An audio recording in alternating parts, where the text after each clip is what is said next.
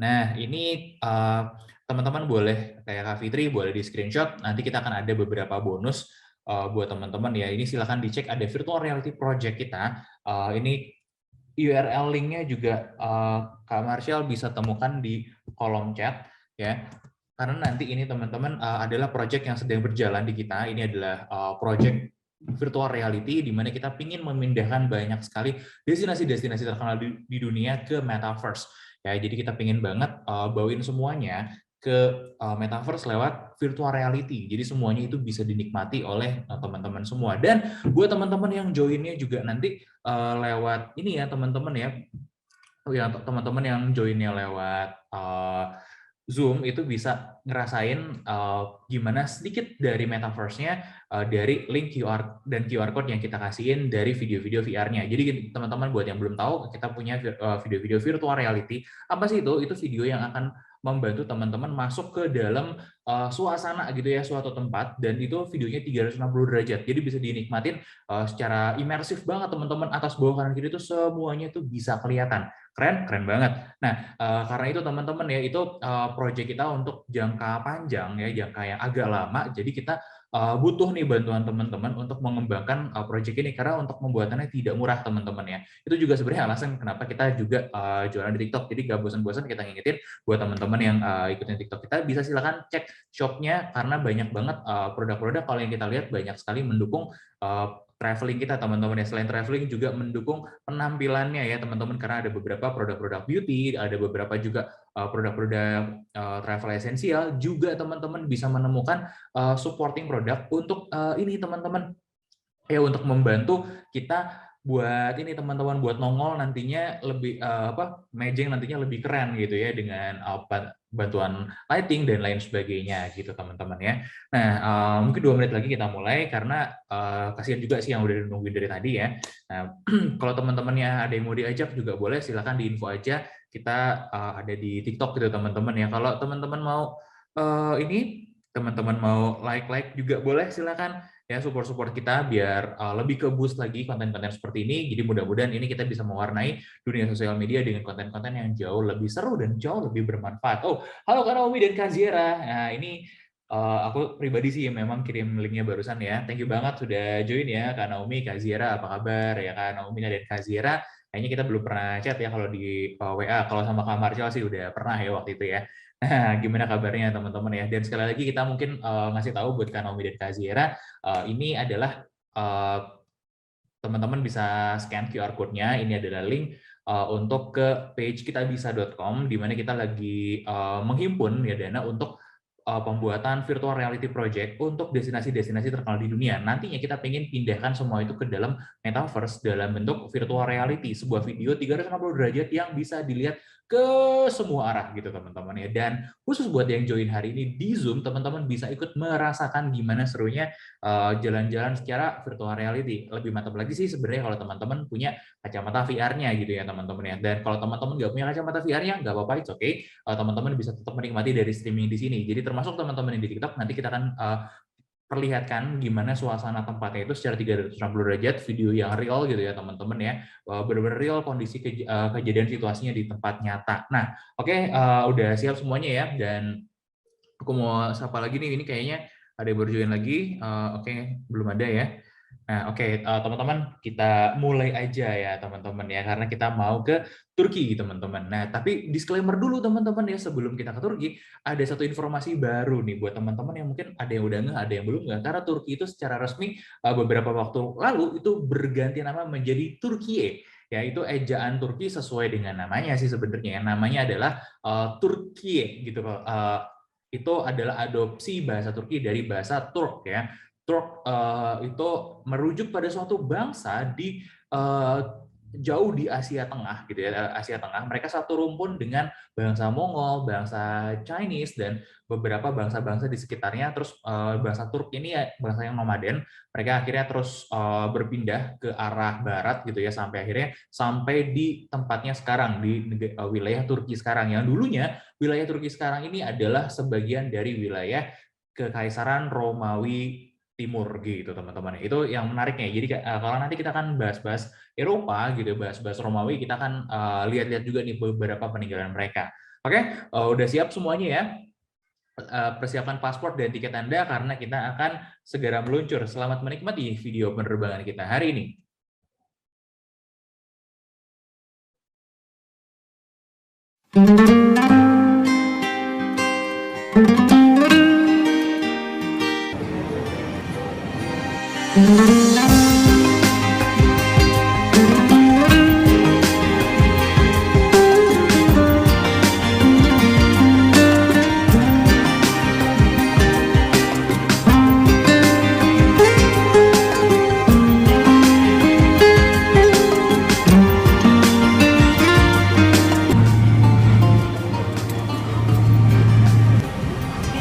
Good morning, ladies and gentlemen. Kessel speaking. At the moment, we're continuing our flight route to Turkey airspace. Within 3 minutes, we'll be standing for destination.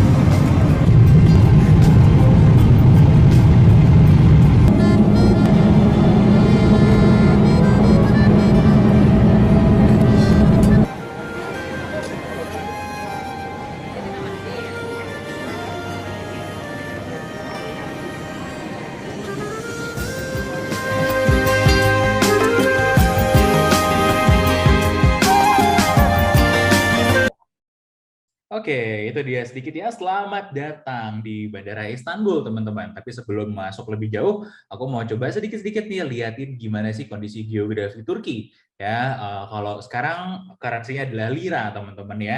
Nah, lira ini sekarang lagi lumayan jatuh. Jadi kalau teman-teman main ke Turki itu relatif lebih murah. Kayak beli makanan juga kurang lebih masih mirip-mirip harganya sama di Indonesia. Bahkan beberapa tempat itu cukup murah ya, teman-teman. Kalau dibandingkan dengan negara-negara sekitarnya ya, kayak negara-negara Eropa gitu teman-teman ya, dan negara-negara Timur Tengah ya. Ini Turki juga berbatasan langsung dengan Rusia, Ukraina teman-teman, memang dekat ya dengan Ukraina, dan ini sangat strategis dengan adanya Selat Bosporus di sini gitu teman-teman. Nah, kita akan fokus ke dua tempat teman-teman. Yang pertama adalah Istanbul, yang kedua adalah Kapadokia. Ada yang mungkin masih ingat ini ya, layangan putus beberapa bulan kemarin yang ramai. Nah, kita akan main-main ke sana juga buat lihat-lihat gitu ya teman-teman ya. Dan fokus pertama kita adalah di Istanbul, teman-teman ya. Istanbul ini dulunya bernama Konstantinopel ya, atau Konstantinie kalau bahasa Turkinya.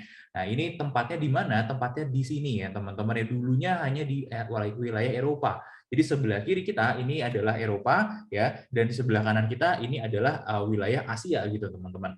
Jadi yang lucu kalau teman-teman tinggal di Istanbul, teman-teman bisa rumahnya di sisi Asia. Nah, kemudian teman-teman bisa main-main ke sisi Eropanya gitu teman-teman ya, atau kerjanya di Eropa. Jadi teman-teman sarapan di Asia, makan siang di Eropa, makan malam di Asia lagi, atau kebalik gitu.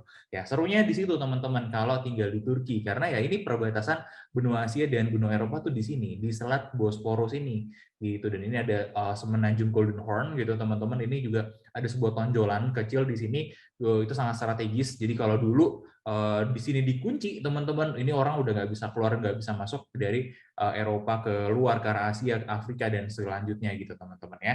Nah, itu sedikit teaser-teasernya. Dan kalau teman-teman pengen lihat selanjutnya, ini adalah gambaran pemandangan dari Istanbul. Selamat menikmati teman-teman.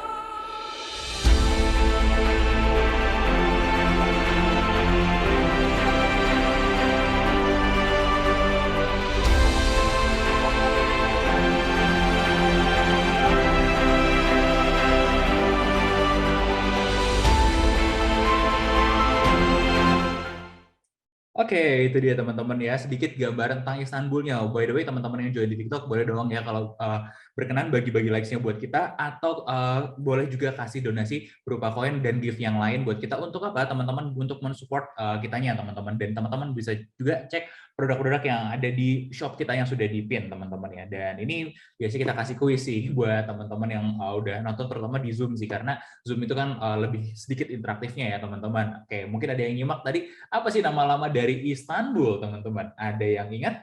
Atau ada yang tahu? Karena kita mau sedikit cerita dulu nih, latar belakangnya Istanbul ini, biar agak relate gitu teman-teman ya. Kalau kita cuma sekedar jalan-jalan, ya kita lihat, oke bangunannya bagus, iya betul. Tapi teman-teman mungkin kadang-kadang bertanya-tanya, ini tuh tempat apa sih sebenarnya, kok bisa kayak gini? Nah ini akan terjawab dari ini ya teman-teman, dari penjelasan kita soal nama-nama Istanbul. Ada yang bisa nebak mungkin teman-teman? Atau yang di Zoom, Kak Naomi, Kak Zira, atau Kak Marshall, mungkin ada yang bisa nebak? Bisa jawab? Ya, kalau teman-teman sering ngikutin kita, pasti udah tahu banget nih. Ya, oke, nggak ada? Atau teman-teman yang lagi nonton di TikTok nih, ada yang bisa menjawab, oh iya Kak Fitri, betul ya, jawab Konstantinopel. Betul, teman-teman. Konstantinopel atau Konstantinopolis adalah nama lamanya dari Istanbul. Nah, artinya apa sih? Itu diambil dari nama Konstantin ya, Konstantin the Great.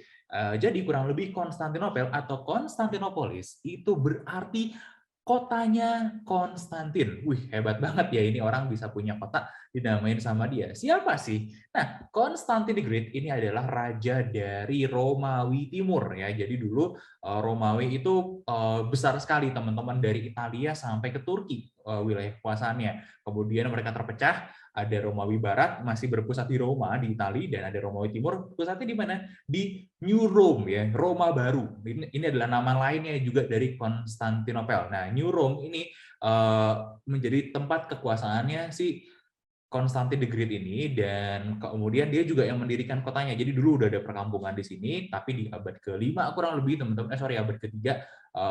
abad ke-3 sudah mulai ada, kemudian abad ke-5 diresmikan menjadi ibu kota dari Romawi Timur. Nah, karena didirikan oleh si Raja Konstantin ini, untuk penghormatan pada beliau diberikanlah nama Konstantin, kotanya Konstantin gitu ya teman-teman ya. Jadi di literatur zaman dulu selalu disebut namanya sebagai Konstantinopel. Nah, kemudian teman-teman, ini adalah orang-orang yang berjasa, mungkin buat yang di TikTok nggak kelihatan ya, kita geser dulu ya. Ini adalah Konstantin the Great ya teman-teman ya. Kemudian ini adalah orang yang paling berjasa kedua, karena di masanya beliau di tahun 1453 perubahan sejarah terjadi ya. Konstantinopel yang dulunya menjadi ibu kota dari Romawi Timur tiba-tiba harus runtuh. Berikut pula dengan Kekaisaran Romawi Timur dan digantikan oleh Kesultanan Turki Utsmani. Oleh siapa teman-teman? Tidak bukan oleh Sultan Muhammad Al-Fatih atau Sultan Mehmed II atau Sultan Mehmed the Conqueror ya, dari Turki. Nah, ini mereka ini teman-teman ya adalah orang-orang yang banyak merubah wajah dari Konstantinopel. Di masa beliau namanya masih sama, masih Konstantinopel gitu teman-teman. Barulah di orang ketiga ini namanya adalah Mustafa Kemal. Mustafa Kemal ini mengganti nama Republik Turki menjadi bukan mengganti nama Republik Turki aja, maksudnya mengganti nama Kesultanan Utsmani menjadi Republik Turki, dan dia juga sekaligus merubah nama Konstantinopel menjadi Istanbul. Nah, kalau ada yang bilang Istanbul itu diambil dari Islambol, enggak. Itu bukan kata yang tepat, teman-teman. Istanbul itu dari bahasa setempat yang artinya menuju kota atau ke kota. Nah, kemudian itu juga melekat menjadi julukannya Konstantinopel sampai akhirnya waktu Kemal Atatürk melakukan perubahan besar-besaran, dia juga ikut merubah nama dari kota ini, karena nama Konstantinopel itu sangat lekat sekali justru dengan Islam, bukan dengan kerajaan Romawi gitu teman-teman ya. Kenapa? Karena memang ada nanti panjang literaturnya ya. Intinya ada memang dinubuatkan, dinamakan bahwa umat Islam akan menguasai kotanya Roma ini, kota Konstantinopel gitu teman-teman. Dan Mustafa Kemal Atatürk ini adalah orang yang seorang yang sangat moderat, dia seorang yang sangat sekuler, dia nggak suka agama gitu ya teman-teman. Dia nggak suka agama, dia memisahkan agama dari politik negaranya gitu. Makanya berubahlah Kesultanan Turki yang awalnya Islam menjadi Republik Turki sekuler yang kita kenal sekarang. Nah, gambaran zaman dulunya itu kayak begini teman-teman. Ini zaman dulu kota Konstantinopel tuh seperti ini. Jadi kalau teman-teman membayangkan kota zaman dulu, ya ini adalah cerminan dari Romawi. Dan informasi yang menarik teman-teman, Konstantinopel di zaman ini itu jauh lebih besar, lebih megah, lebih modern dan lebih bagus daripada Roma, pusat dari Romawi Barat gitu teman-teman ya. Jadi dulu Konstantinopel itu sempat berabad-abad menjadi kota paling kaya di muka bumi. Kebayang ya? Ini kota paling kaya di muka bumi. Jadi dulu Baghdad sempat digantikan oleh Baghdad, kemudian Baghdad runtuh, masih ada Konstantinopel kembali menjadi kota paling kaya di muka bumi, dan setelah itu di masa Utsmaniyah juga sempat menjadi kota paling kaya di muka bumi, namun silih berganti teman-teman di masa di mana orang-orang Eropa sudah mulai masa kolonialismenya. Jadi London, Paris, kemudian banyak tempat-tempat lain menjadi pusat-pusat perekonomian dunia yang baru, dan Konstantinopel pun mengalami kemunduran yang sangat signifikan gitu teman-teman. Nah di zaman dulu teman-teman, waktu dikuasain sama Turki Utsmani, nah Konstantinopel adalah ibu kota mereka, dan ini adalah wilayahnya. Wilayahnya tuh ngeri banget teman-teman. Ini meliputi sampai 3 benua, yaitu benua Eropa, benua Asia, dan benua Afrika bagian utara teman-teman ya. Jadi itulah salah satu alasan kenapa benderanya bulan sabit, karena konon ya, ini bukan jangan diambil serius banget ya teman-teman ya. Dulu dianggap ada sebuah mimpi gitu ya dari Ertuğrul, bapak pendirinya Turki, itu kalau keturunannya akan memiliki wilayah dengan bentuk seperti bulan sabit gitu ya, dengan Konstantinopel terletak tepat di tengah-tengahnya, atau Istanbul sekarang itu sebagai bintang gitu ya teman-teman ya. Nah ini kemudian menjadi inspirasi dari bendera Turki yang tadi ya, kalau teman-teman lihat ya, ini bendera Turkinya ya gitu ya. Nah itu kemudian jadi awal semi legendary lah dari Turki sendiri gitu teman-teman. Nah kalau kita ngomongin Konstantinopel nggak lengkap kalau kita nggak ngomongin satu jewel of the nation gitu ya. Ini bangunan yang disebut-sebut sebagai permatanya sebuah kota, yaitu Hagia Sophia, atau tulisannya Hagia Sophia. Nah, ini adalah bangunan paling indah dulu di masanya. Jadi zaman dulu itu banyak memang bangunan yang sudah besar-besar, tapi teman-teman bayangin deh, mungkin teman-teman yang ikutin kita ada yang lihat dari kemarin itu ada kita bahas tentang Borobudur. Nah, Borobudur itu didirikan baru di tahun 9 Masehi. Nah, percaya nggak percaya, teman-teman, jauh sebelum itu, di tahun kurang lebih ini ya, barengan sama pendirian Konstantinopel, ada sebuah bangunan yang dibangun lebih dulu dari Borobudur, ukurannya kurang lebih ya hampir sama, tapi lebih tinggi karena punya atap ya teman-teman ya. Kalau Borobudur kan nggak punya atap, ya negara kita dari dulu udah tropis, kita nggak butuh bangunan beratap, sedangkan kalau di sini kan iklimnya juga iklim salju teman-teman ya, ada iklim salju, ada iklim panas, jadi mereka sangat butuh sekali bangunan-bangunan beratap. Dibangunlah bangunan yang sangat megah, dan ini konon katanya sudah terlihat dari seberang selat tadi ya, dari seberang selat Bosporus itu udah kelihatan, dan itu seperti sebuah permata. Nah, namanya adalah Hagia Sophia atau Santa Sophia. Nah, ini dulunya dibangun sebagai gereja katedral untuk teman-teman penganut Kristen Ortodoks ya. Jadi jangan salah, bukan Kristen Katolik, bukan Kristen Protestan.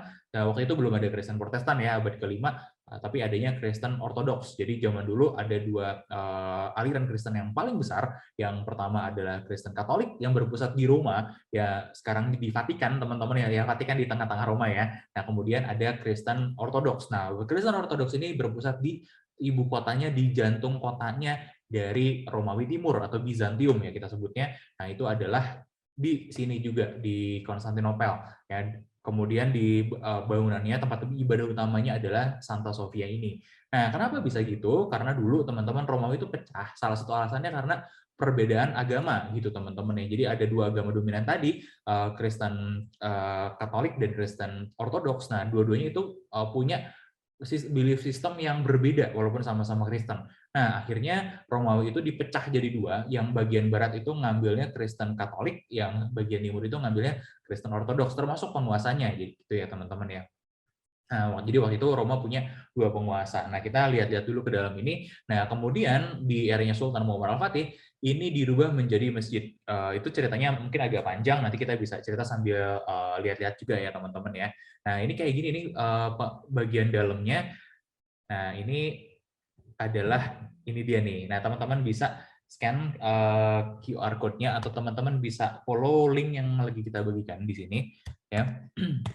Jadi teman-teman kalau mau bisa klik linknya untuk pergi ke YouTube dan nanti kita akan segera lihat ini suasana di sana tuh seperti apa, oke?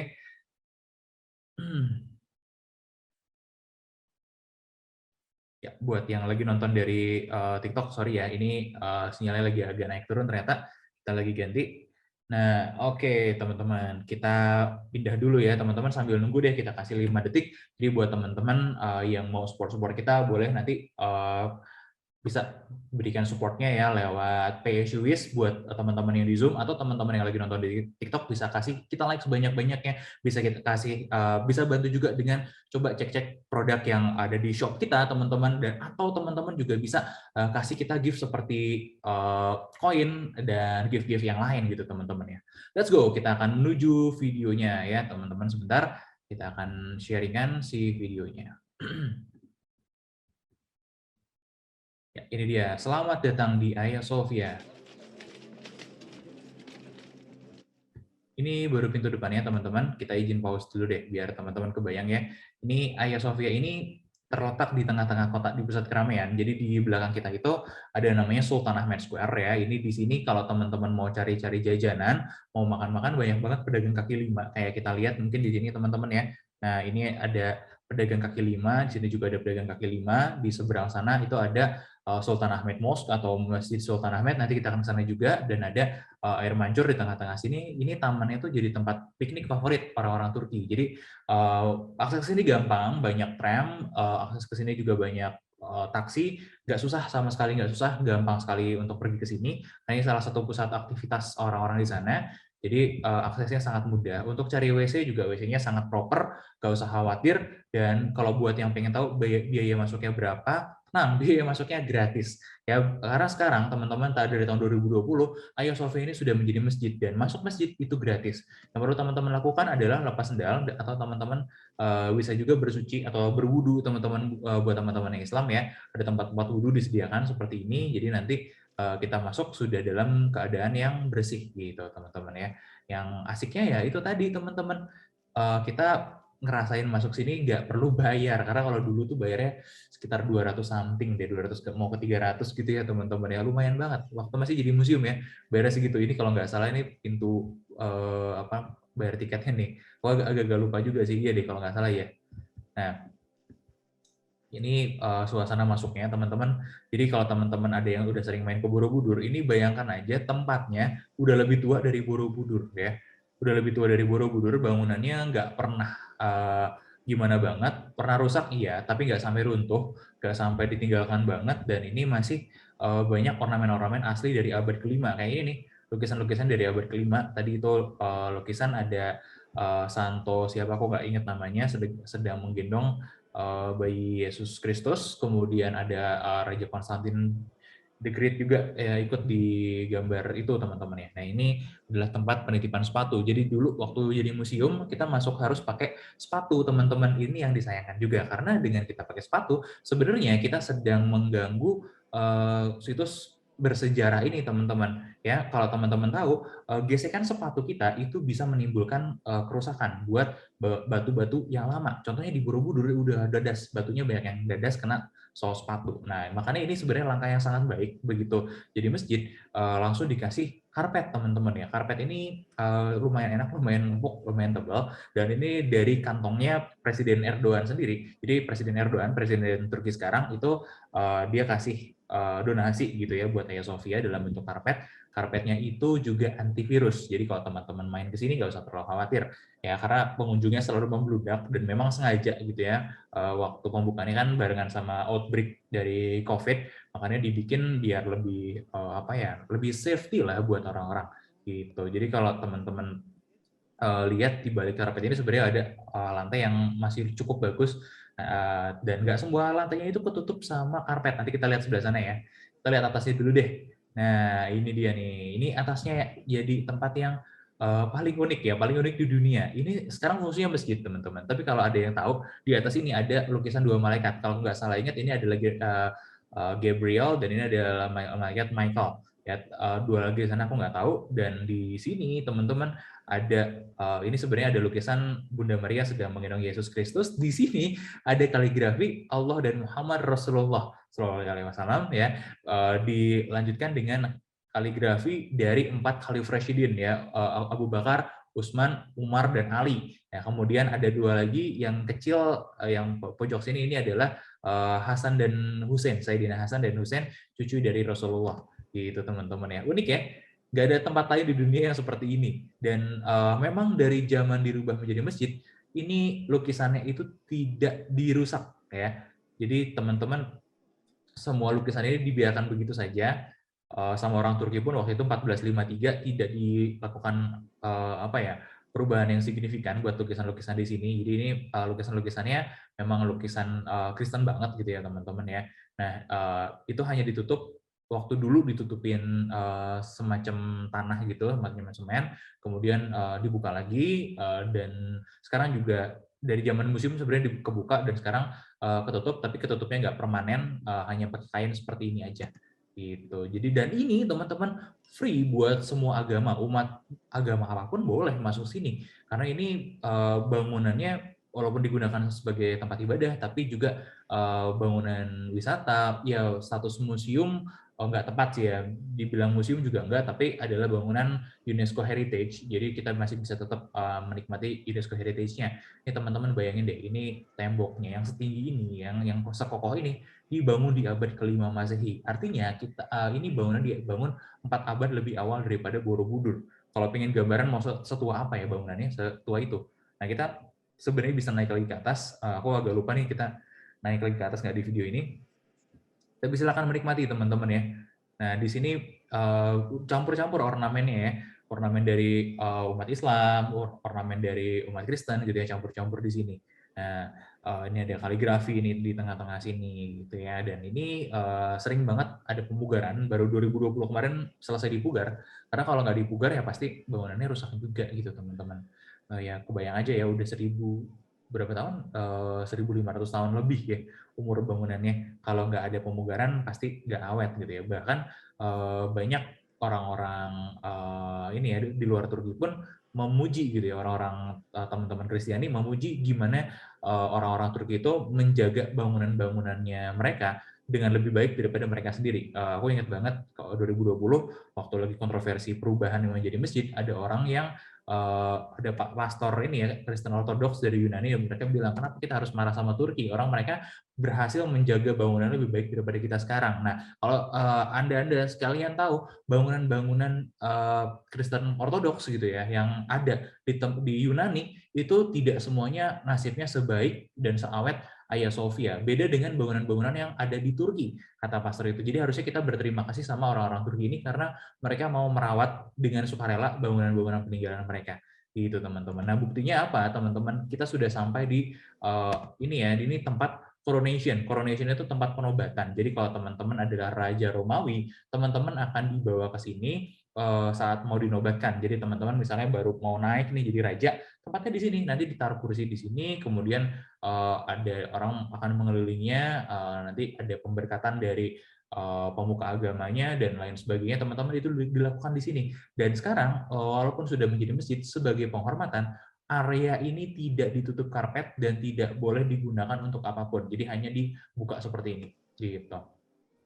Nah, ini teman-teman kalau masuk sini nggak mau lihat-lihat, mau sholat juga nanti disediakan tempatnya khusus. Jadi di kanan dan kiri itu ada tempatnya khusus, terutama buat akhwat, buat laki-laki di depan. Ya, ini nih teman-teman, di samping-samping sini nih. Ini tempat khusus buat sholat. Nah, ini dulunya tempat buat azan nih. Ada tangganya soalnya ke atas ya, jadi nanti muazinnya naik ke atas. Kalau sekarang sih enggak. Dan ini mimbarnya teman-teman, mimbarnya cukup tinggi. Karena kalau zaman dulu teman-teman mimbar masjid itu kalau nggak tinggi nggak kelihatan, karena nggak ada pengeras suara elektronik zaman dulu ya. Nah itu lihat yang sholat dikasih pembatas ya. Jadi kalau mau sholat silakan areanya di sini, mau jalan-jalan, mau foto-foto silakan areanya di sini. Jadi udah sangat tertib sekali. Sudah baiklah, baik sekali kita bilang ya. Gitu. Oke, kita lanjut lagi. Kita lanjut lagi ya, menikmati bangunannya di sini. Nah, gimana teman-teman? Masih mau lanjut di dalam Hagia Sophia lagi atau kita keluar? Oke, lanjut ya. Nah, di Hagia Sophia ini sendiri, teman-teman, ada cerita menarik nih. Jadi dulu waktu Sultan Al-Fatih itu masuk ke dalam sini, orang-orang berlindung ya. Jadi orang-orang biasa, para penghuninya Konstantinopel dulu berlindung di dalam sini, di dalam Hagia Sophia sini, dan mereka bertahan di dalam sini waktu pasukan Turki masuk. Nah, waktu pasukan Turki masuk, memang sempat ada beberapa kontroversi, tapi segera dihentikan oleh Sultan Muhammad Al-Fatih, dan Sultan Muhammad Al-Fatih kemudian bertemu dengan Patriark Gennadius. Itu apa ya namanya ya? Beliau memberikan jaminan kalau siapapun penduduk Konstantinopel yang ingin kembali ke rumah mereka, keamanan akan dijamin. Bagi siapapun yang ingin keluar dari Konstantinopel, keamanan juga akan dijamin. Mereka akan tetap memiliki agama mereka akan tetap menikmati apapun yang mereka punya. Jadi tidak ada yang ini ya teman-teman, tidak ada yang dipaksa untuk mereka gitu teman-teman. Jadi mereka tetap diberikan kebebasan. Nah, termasuk diantaranya kebebasan beragama. Makanya teman-teman, waktu beberapa tahun ya di Konstantinopel, percaya nggak percaya, walaupun sudah menjadi ibu kota sebuah negara Islam, tapi penduduk mayoritasnya lebih dari 60% itu adalah orang Kristen. Ya, jadi orang-orang Kristen Ortodoks dari Romawi dulu. Orang-orang Islamnya baru mulai memenuhi Konstantinopel setelah era, jadi baru dominan gitu ya di Konstantinopel setelah era dari Sultan Muhammad Al-Fatih. Itu yang bagian yang cukup menarik ya teman-teman ya kalau menurut kita. Oke, itu aja mungkin dari Hagia Sophia. Ayo kita balik lagi ya, sambil menikmati beberapa detail-detail dari bangunan ini. Ini tadi yang ketutup ya, lukisan yang ketutupnya ini teman-teman. Kemudian ini detail kaligrafinya, dan kok bisa sih Hagia Sophia jadi masjid gitu ya. Nah, ini ada ceritanya teman-teman. Kita punya sebuah jurnal resmi teman-teman. Ini kalau teman-teman mau nanti tanya aja ke kita. Ini pengarangnya adalah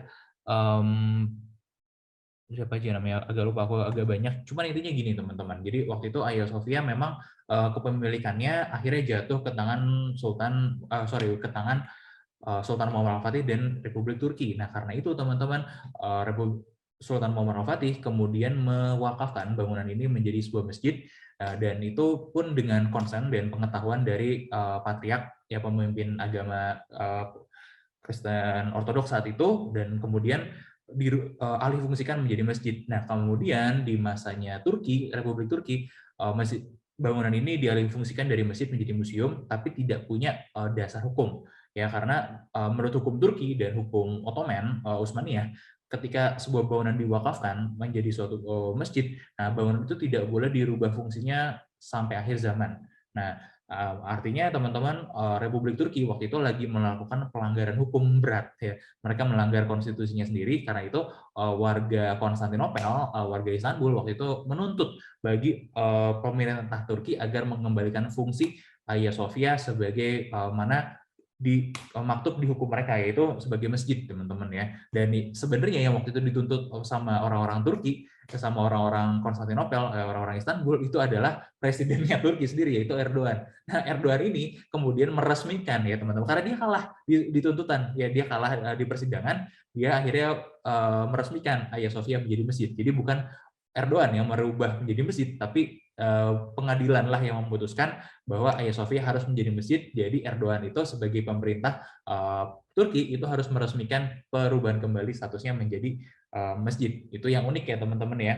Nah, ini gambarannya zaman dulu. Nah, Hagia Sophia itu teman-teman di masanya pernah dibilang sebagai surga di dunia. Jadi kalau teman-teman pernah masuk sini di zaman dulu, saking indahnya disebut-sebut kalau Hagia Sophia itu ya kalau masuk ke sini tuh kayak surga gitu teman-teman. Ya, bangunannya itu sempat dilapis banyak permata ya teman-teman, tapi diambil sama pasukan salib ya. Diambilin sama pasukan salib. Gila ya teman-teman ya, pasukan salib Crusade. Waktu Crusader teman-teman, ini pasukan salib itu ngerampokin isi kota Konstantinopel gitu ya, termasuk ngambilin perhiasan yang menghias di Hagia Sophia. Jadi waktu umat Islam masuk tidak mengambil apapun dari sini, malah ngerenov jadi tambah bagus lagi. Jadi warnanya keemasan, waktu itu kemasan ketemu sama sinar matahari dari luar, wah bener-bener bagus banget. Ini dia gambarannya zaman dulu ya, ketika Hagia Sophia masih disebut-sebut sebagai bagian dari surga.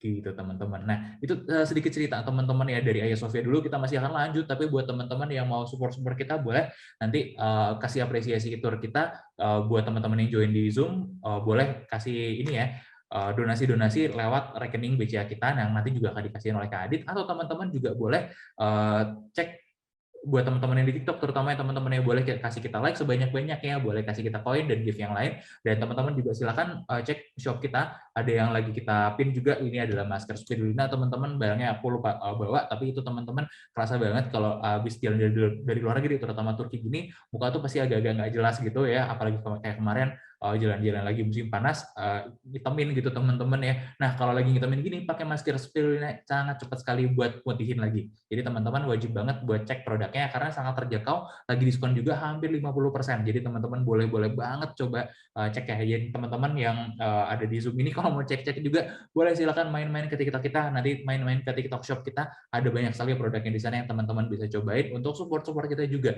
gitu teman-teman ya. Dan nanti kita akan cerita juga soal virtual reality project ya. Nah, sekarang kita akan pindah lagi ke sebuah tempat namanya Hippodrome. Apa sih Hippodrome ini?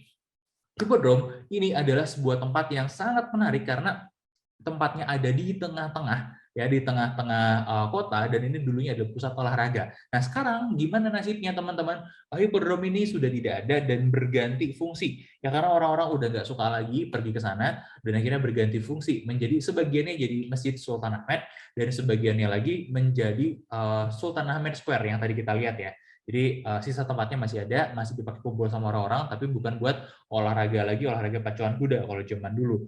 Makanya kita sekarang mau main-main ke sini teman-teman ya, ke namanya Sultan Ahmed Mosque atau Masjid Sultan Ahmed. Nah, ini teman-teman nggak kalah keren juga tempatnya, nanti kita akan lihat-lihat lagi ya. Tempatnya persis di seberang Hagia Sophia. Jadi sebenarnya kita masih puter-puter satu blok aja, nggak terlalu jauh.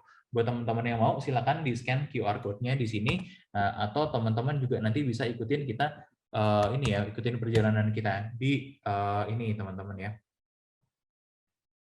Oke, kita tunggu sebentar deh ya, kita kasih kesempatan buat teman-teman lihat-lihat dulu.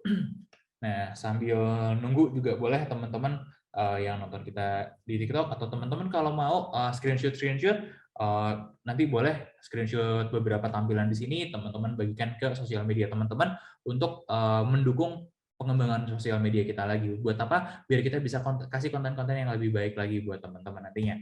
Oke, udah siap? Kita akan berpindah nih teman-teman sekarang ke video lagi teman-teman, dan kali ini kita akan explore dari Sultan Ahmed.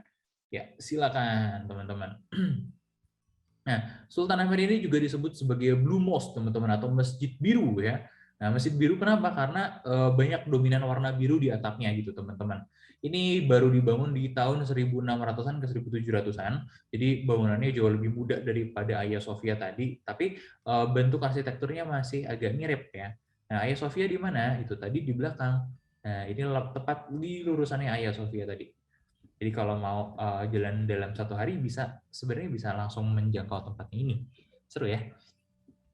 Nah, masuk sini teman-teman, suasananya agak beda ya, agak modern dan agak rapihan sedikit karena memang ya masih lebih modern gitu ya pembuatannya. Dan ini ada cerita yang lucu teman-teman. Jadi dulu Sultan Ahmed ini teman-teman waktu dibangun, arsiteknya Mimar Sinan pernah salah dengar ya, waktu dulu diminta apa, dia dengernya minta bikin pakai 6 minaret. Minaret itu adalah menara masjid ya. Nah, waktu itu minaretnya di Masjidil Haram, menara di Masjidil Haram itu cuman ada 4 ya. Nah, karena itu teman-teman, Sultan itu malu ya. Waktu bangunan ini selesai, bangunan ini tuh pernah lebih bagus daripada Masjidil Haram di Mekah. Wah, Sultan malu banget teman-teman. Kebayang nggak sih Sultan malu? Ya karena bangunan di tempatnya, di rumahnya gitu ya, masih di rumahnya masa lebih bagus daripada Masjidil Haram. Dasar Sultan, teman-teman, dia masih punya uang yang cukup. Akhirnya dia renovasi lagi Masjidil Haram. Jadi double ya, bangun masjid lanjut bangun masjid lanjut ke renov Masjidil Haram. Nah, Masjidil Haram kemudian ditambahin minaretnya, total-total waktu itu jadi pokoknya lebih banyak 1 minaret daripada di sini. Nah, sekarang minaretnya ada lebih banyak, sekarang ada 12 minaret, 12 menara masjid di Masjidil Haram ya. Paling banyak kayaknya sih menara masjid ada di Masjidil Haram ya. Yuk kita masuk yuk.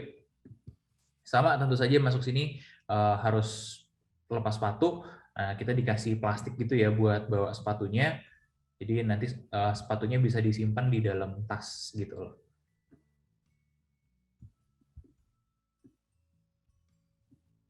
Izin minum dulu ya teman-teman ya. Ya teman-teman, ini buat yang baru gabung nih di TikTok, kita lagi ada di Sultan Ahmed Mosque atau Masjid Sultan Ahmed di Istanbul, di Turki teman-teman ya. Kalau di TikTok kan banyak yang keluar masuk, jadi banyak yang baru lihat juga. Nah ini adalah pemandangan di dalam Sultan Ahmed Mosque-nya. Sayangnya teman-teman sekarang itu lagi direnov, jadi kalau teman-teman lihat ke atas, bagian indahnya itu nggak terlalu kelihatan.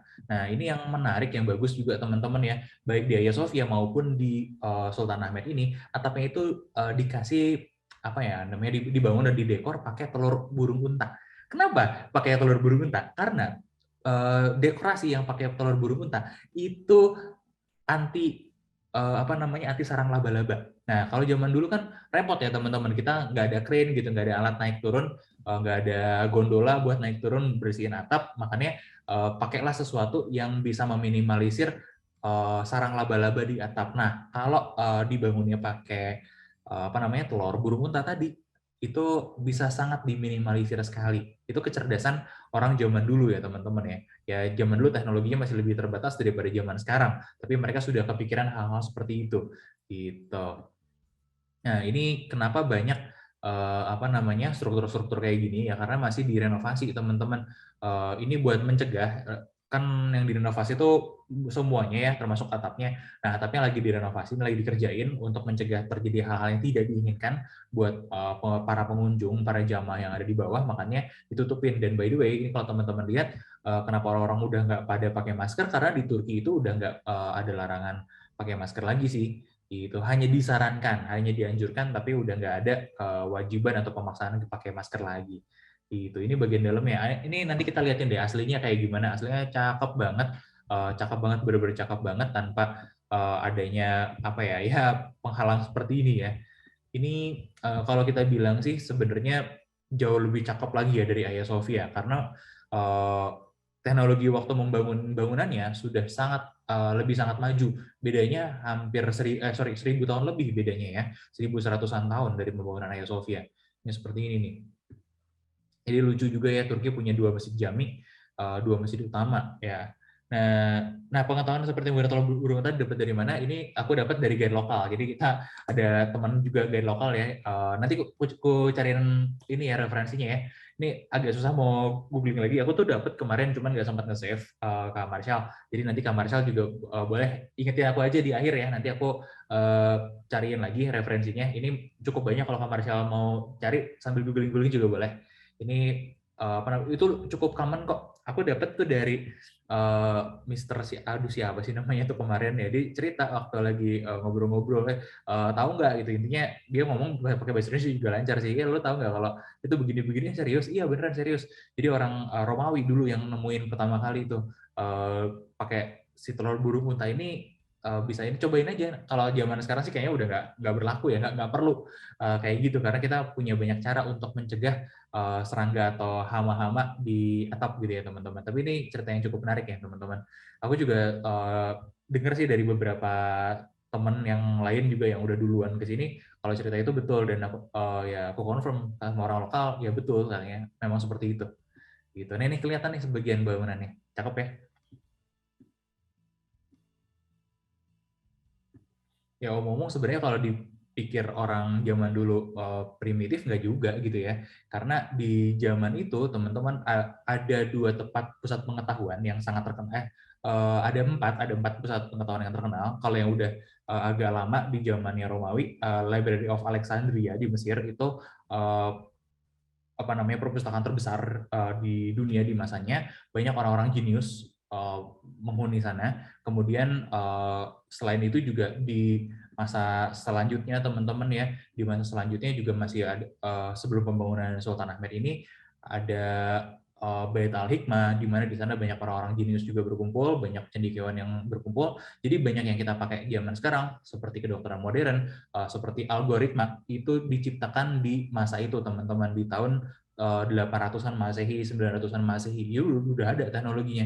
Yang banyak kita pakai teknologi penerbangan itu udah ada di tahun 900-an Masehi. Jadi jangan berpikir kalau orang-orang zaman dulu tuh tidak mengetahui hal-hal kayak gitu. Mereka udah sangat-sangat canggih sekali sebenarnya.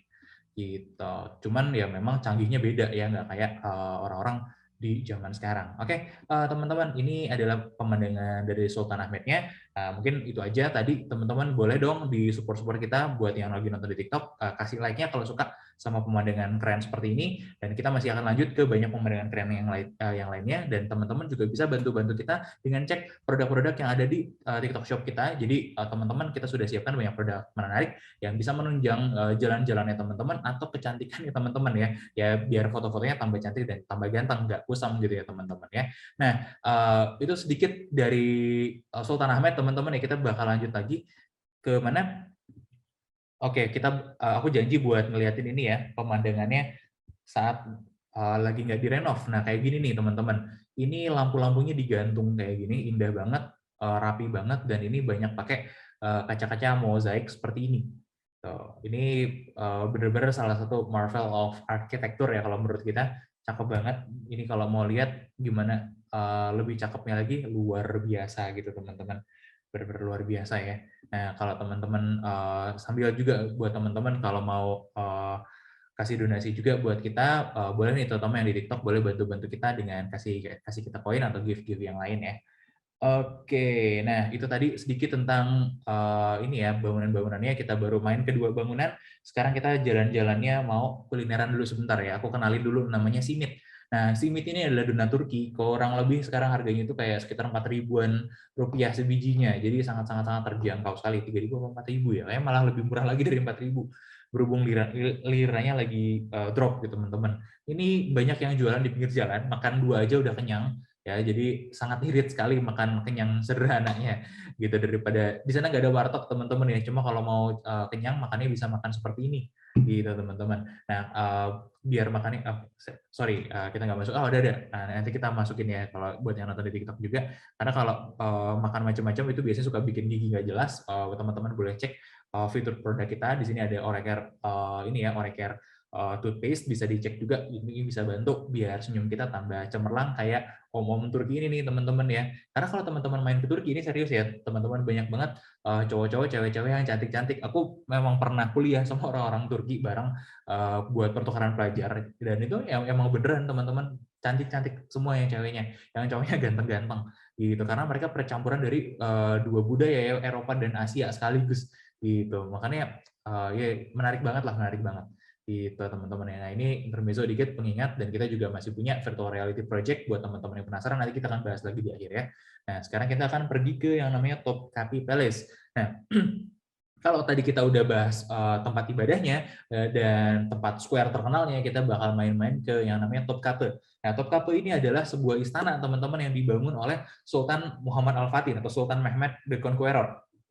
Nah, ini tempatnya nggak jauh dari Hagia Sophia. Tempatnya itu sebenarnya cuma di sebelahnya Hagia Sophia aja.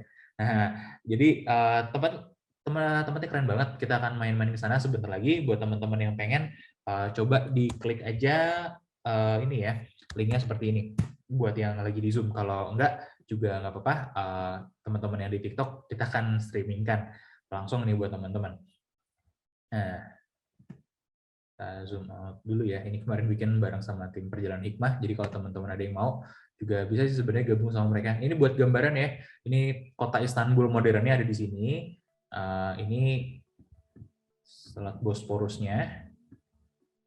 Nah, Selat Bosporus langsung ke Laut Lepas, berhadapan sama sisi Asia yang sebelah sana. Ini di dalam bangunan istananya. Jadi zaman dulu teman-teman, ini jadi salah satu istana yang paling megah, paling bagus. Ya kalau sekarang sih mungkin udah ada yang lain ya, kayak Versailles, terus Versailles di Paris gitu teman-teman. Buckingham juga nggak kalah cakep. Tapi masuk ke dalam sini tuh suasananya syahdu banget, karena kalau kayak Versailles itu megah di luar, megah di dalam. Nah kalau ini sederhana di luar, megah di dalam gitu. Nah, ini adalah gerbang ketiga. Jadi sebenarnya ada 3 gerbang. Tadi kita nggak terlalu ngeliatin ya. Ini adalah Babusade atau Gate of Valley City. Dan ini tempat yang paling menarik nih, karena di sini biasanya Sultan nerima para tamunya, terutama hari Jumat. Ya, kayak kalau hari Jumat itu Sultan suka di sini ditaruh kursi di sini sama para menterinya. Nanti di belakang sana ada tamu-tamu dari seluruh penjuru negeri itu berdatangan, dan kemudian mereka akan mengadu permasalahannya pada Sultan gitu. Ini masuk ke sini, bagian dalamnya adalah kompleks kediaman keluarga kerajaan dan kompleks tempat pendidikannya gitu teman-teman. Kalau teman-teman ikutan kemarin buat yang apa namanya yang Spanyol, teman-teman mungkin juga ngelihat tipikal kalau kalau kerajaan Islam itu seperti itu. Jadi ada beberapa gerbang dulu, nanti masuk ke dalam. Di dalam sini ada apartemen kompleks yang ini ya, yang disebut sebagai haram, tempat yang ya haram gitu ya buat orang-orang non kerajaan. Ya sebenarnya sih cuma tempat tinggal biasa, tapi privacy keluarga kerajaan itu sangat-sangat dijaga di sini. Kalau di beberapa kerajaan yang lain itu agak beda gitu ya, masuk ke gerbang ya, tapi kemudian ada styling agak beda lah dalam pembagian blok dan posisi-posisinya gitu. Ini biasanya ada di paling belakang, quarternya paling tengah gitu. Nah, ini taman di dalam istananya. Beda style juga sama di Alhambra ya, di Spanyol beda stylenya, karena ini orang-orang Turki ini banyak sebenarnya banyak lebih terinspirasi sama orang-orang Romawi. Kita percaya nggak percaya gitu. Nah, itu sedikit ini ya termasuk pemandangannya, karena kita mau akan masuk ke dalam lagi.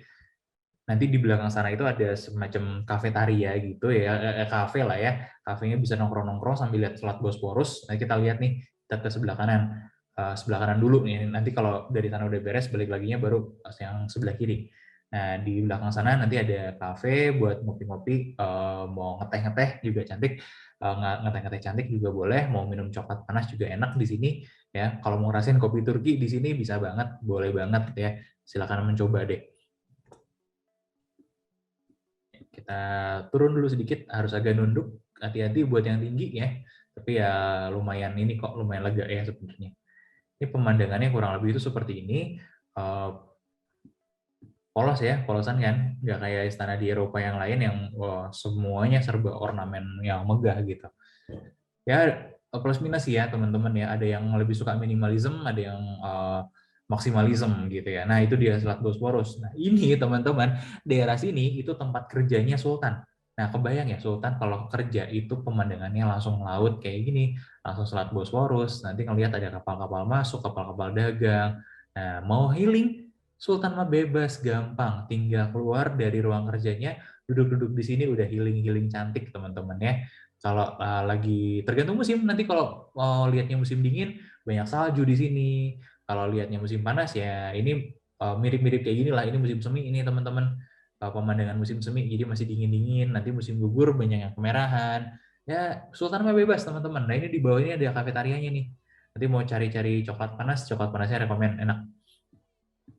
Ya, sebelah sana, sebelah kanan, ya itu buat kerjanya ini ya, buat kerjanya Sultan. Ya zaman dulu teman-teman di sini di Selat Bosporus ini sibuk banget kapalnya, karena kapal dagang, kapal perang itu banyak yang lewat sini. Yang mau ke Rusia, yang mau ke Eropa, gitu, Ukraina, semuanya harus lewat sini teman-teman. Kalau enggak, mereka nggak ada jalan lain, nggak bisa lewat. Yang mau dari Afrika mau masuk sini lewatnya sini juga. Jadi Konstantinopel itu memang menjadi tempat pusat perdagangan di dunia di masa itu teman-teman. Sampai sekarang juga selatnya masih jadi selat penting. Jadi di dunia itu ada 4 selat penting, selat Bosporus, ada selat kita tuh punya 2, selat Malaka sama satu lagi itu selat apa ya? Wah agak lupa. Kayaknya yang atas deh. Nah, jadi ada 4 selat penting di dunia. Nah, 2 di antara itu ada di Indonesia. Salah satunya itu adalah yang ini. Dari 4 itu, selain 2 yang di Indonesia, satunya itu Selat Bosporus. Jadi kalau nggak ada ini teman-teman, nggak ada Selat Bosporus ini, perdagangan di Eropa, perdagangan internasionalnya bisa mati teman-teman ya. Oh sorry, satu lagi Selat Gibraltar. Ya, Selat Gibraltar. Jadi ada 4 itu ya, 2 di Indonesia, 2 lagi di Eropa. Nah, Gibraltar antara Afrika dan Spanyol. Nah, ini antara Asia dengan Eropa ya, dengan Eropa Timur dan Tengah gitu teman-teman. Nah ini kompleks dalam istananya, ini daerah-daerah sini itu udah mendekat ke area kompleks apartemen para keluarga kerajaan. Jadi keluarga kerajaan kan ada para pangeran, putri gitu ya, mereka punya apartemen sendiri teman-teman. Jadi jangan disangka nggak punya tempat tinggal gitu ya, atau tinggal di satu rumah sendiri, enggak, mereka punyanya apartemen. Jadi satu bangunan itu bisa ada beberapa unit apartemen. Ya kayak di zaman dulu udah ada, unit apartemen itu dihuni sama satu pangeran atau satu putri. Jadi kalau misalnya si pangeran ini udah nikah sama istrinya di satu apartemen itu gitu. Jadi ya gambaran apartemen juga kayak sekarang. Jadi apartemen yang ada kamarnya, nanti di kamar ada ruang tamunya gitu teman-teman, ada kamar mandi dan lain sebagainya. Ya kayak gitu juga gambarannya. Cuman desainnya ya desain klasik aja kayak gini. Ini pakai marmer dan pualam gitu ya teman-teman ya. Pakai kaca udah pakai kaca. Nanti ya gitulah gambarannya, bayangin aja ya kayak gitulah teman-teman. Ini kering nih sayang nih, ini ada air mancur bagus padahal. Jadi air mancur ini fungsinya juga baik ya teman-teman ya. Kalau istana di Eropa gitu ya, kalau teman-teman main ke sana pasti banyak air mancurnya, karena air mancur ini fungsinya buat menyejukkan dan kemudian juga untuk memberikan suasana tenang gitu, suasana menenangkan, menyejukkan buat orang-orang yang ada di sini. Jadi selain menyejukkan pandangan, menyejukkan hati juga. Kan pressure-nya tinggi ya kalau teman-teman jadi keluarga kerajaan gitu ya. Nah, ini adalah salah satu ruang private-nya dari Sultan. Jadi ini buat keluarganya Sultan, ini singgasananya, salah satu singgasananya ya, seperti ini. Tapi ini bukan yang buat terima tamu. Kalau ini ada satu lagi nih buat terima tamu, kurang lebih layoutnya seperti ini. Ini kursinya buat apa? Sofa ini. Nah, sofa ini disebutnya Ottoman, teman-teman, sama di bahasa Inggris sekarang juga, karena ya dulu orang Ottoman yang bikin, dan ini buat para pangeran. Jadi pangeran-pangerannya Turki, Ottoman atau Utsmani zaman dulu itu harus duduk di sini waktu ayah mereka atau sultan itu mengambil keputusan gitu. Jadi kalau di sini sultan dia lagi ambil keputusan, kalau kita tuh harus begini, terus kemudian mengkomandoi. Nih misalnya kayak ini nih, kayak dulu Sultan Murad. Sultan Murad ngasih contoh nih, oh begini caranya memimpin negara, begini caranya begini, atau kasih perintah buat Mehmet, kamu temenan sama Dracula. Iya teman-teman yang belum tahu ya, teman-teman ada yang tahu nggak? Ada yang bilang cerita kita nggak kalau Dracula itu temenan sama Sultan, pernah temenan sama Sultan dari Turki. Bahkan kemungkinan besar Dracula itu pernah masuk Islam dan kemudian keluar dari agama Islam. Ya, bingung ya? Pernah dengar nggak yang itu? Itu salah satu cerita yang menarik nih kalau kita bahas Turki. Tapi kayaknya harus di sesi sejarah Turki, nggak bisa di sesi ini ya, karena ceritanya pasti banyak banget teman-teman. Full banget, bisa semalaman suntuk kita bahas itu ya teman-teman. Kalau teman-teman tertarik bisa main-main ke highlight IG kita, cari aja Berburu Dracula. Jadi Sultan Muhammad Al-Fatih yang ngebangun istana ini itu pernah temenan sama Dracula, terus kemudian mereka akhirnya jadi musuh. Jadi orang yang ngalahin Dracula juga ya Sultan Muhammad Al-Fatih ini teman-teman. Yang memburu Dracula gitu sampai kalah adalah Sultan Muhammad Al-Fatih yang membangun tempat ini juga gitu. Sedangkan adanya Dracula itu sampai meninggal, sahabat karib dengan Sultan Muhammad Al-Fatih dari Turki Utsmani. Menarik ya? Gitu teman-teman. Ini bangunannya nih. Jadi ini kamarnya nih. Jadi nanti teman-teman di sini Sultan duduk, di kirinya ini pangeran-pangerannya nanti ngelihat gitu ya. Dan ini adalah contoh kompleks apartemennya para keluarga kerajaan gitu teman-teman. Nah itu tadi teman-teman itu teman-teman juga boleh nih bantu-bantu kita kalau tertarik. Oh ini yang disebut sebagai haram ya teman-teman. Jadi haram itu maksudnya dari bahasa Arab haram untuk siapa? Haram untuk orang-orang yang tidak berkepentingan, yang bukan mahramnya, keluarga kerajaan itu haram buat masuk sini. Yang bukan mahramnya ibundanya sultan itu haram ke sini. Makanya yang boleh cuman dayang-dayang gitu, pelayan-pelayan. Jadi haram itu bukan artinya satu pria punya banyak pasangan, nggak seperti itu teman-teman. Haram itu ya haram untuk yang tidak berkepentingan, itu yang disebut dengan haram. Kalau sultannya istrinya cuma satu, tinggalnya di sini ya disebutnya haram juga gitu. Haram itu sebetulnya adalah tempat tinggalnya ibunya sultan, istrinya sultan, anaknya sultan, itu semuanya disebut sebagai haram Gitu. Kenapa banyak perempuan yang tinggal ya karena Sultan kan anak perempuannya mungkin nggak satu, bisa lebih dari satu, bisa sampai 6 gitu teman-teman ya. Anaknya kan banyak, ibundanya punya ibunda juga, punya istrinya juga, ada yang punya istri lebih dari satu, belum lagi isinya nanti dayang-dayang karena kan biar muhrim yang boleh masuk adalah dayang-dayang perempuan gitu teman-teman.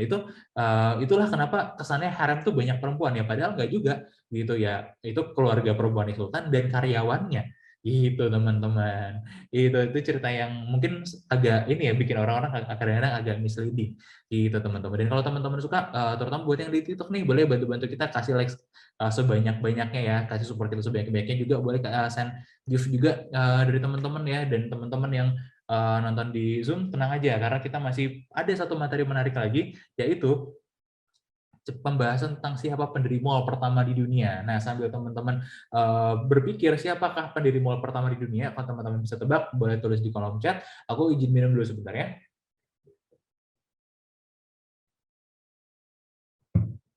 Oke, udah teman-teman. Sudah terpikir siapakah orang yang membangun mall pertama kali di dunia? Ada yang tahu? Ada yang tahu nggak?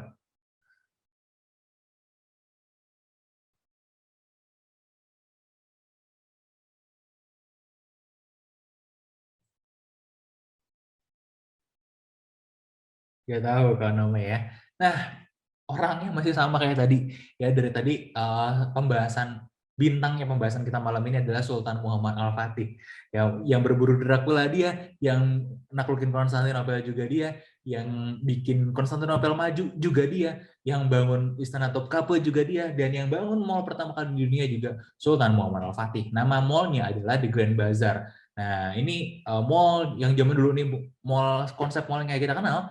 Jadi satu bangunan, nanti di dalam bangunannya itu ada banyak toko-toko, nanti ada tempat istirahatnya, ada section khusus makanan, ada musolanya di dalam, bukan musola bahkan dikasih masjid. Itu adalah The Grand Bazaar. Jadi ini yang menarik nih teman-teman. Konsep mall pertama kali itu ya sebenarnya konsep pasar aja gitu ya. Pasar, tapi waktu dulu Sultan Muhammad Al-Fatih itu iya, nggak apa-apa, bener Kak Martial ya. Memang di Zoom bertiga, tapi kita juga ada streaming di TikTok gitu ya teman-teman ya. Nah, ada beberapa juga yang nonton dari tadi, keluar masuk, totalnya ada 200-an gitu. Udah 262 gitu ya. Tadi juga ada beberapa yang mantengin cukup lama.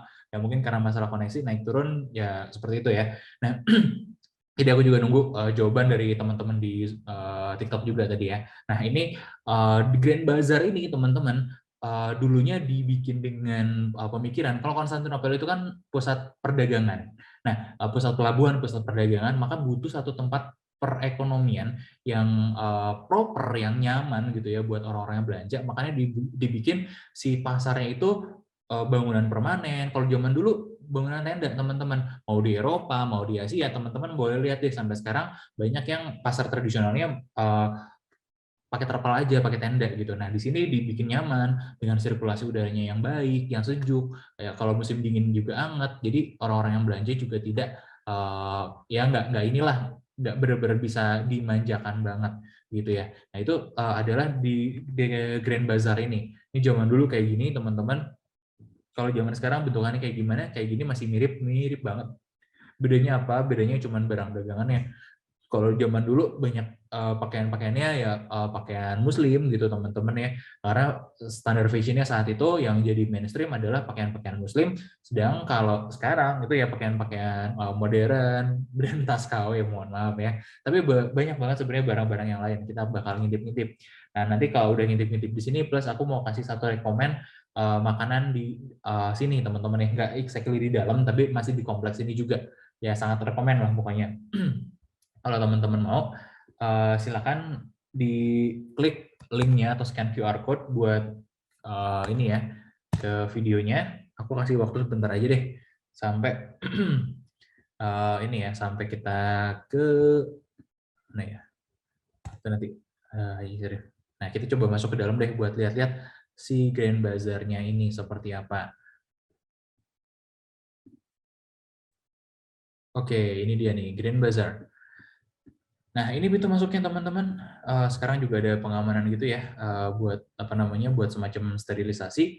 Nah, kita masuk di section emas ini nih teman-teman.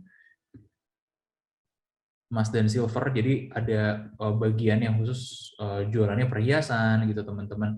Emasnya bagus, kalau teman-teman mau beli juga silakan, mau beli perhiasan di sini juga silakan. Ya cuman kalau ke sini sih kalau aku lebih senang beli makanan.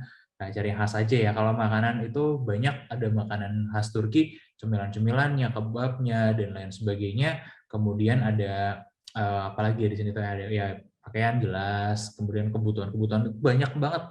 Banyak banget lah. Nanti kita coba telusurin beberapa.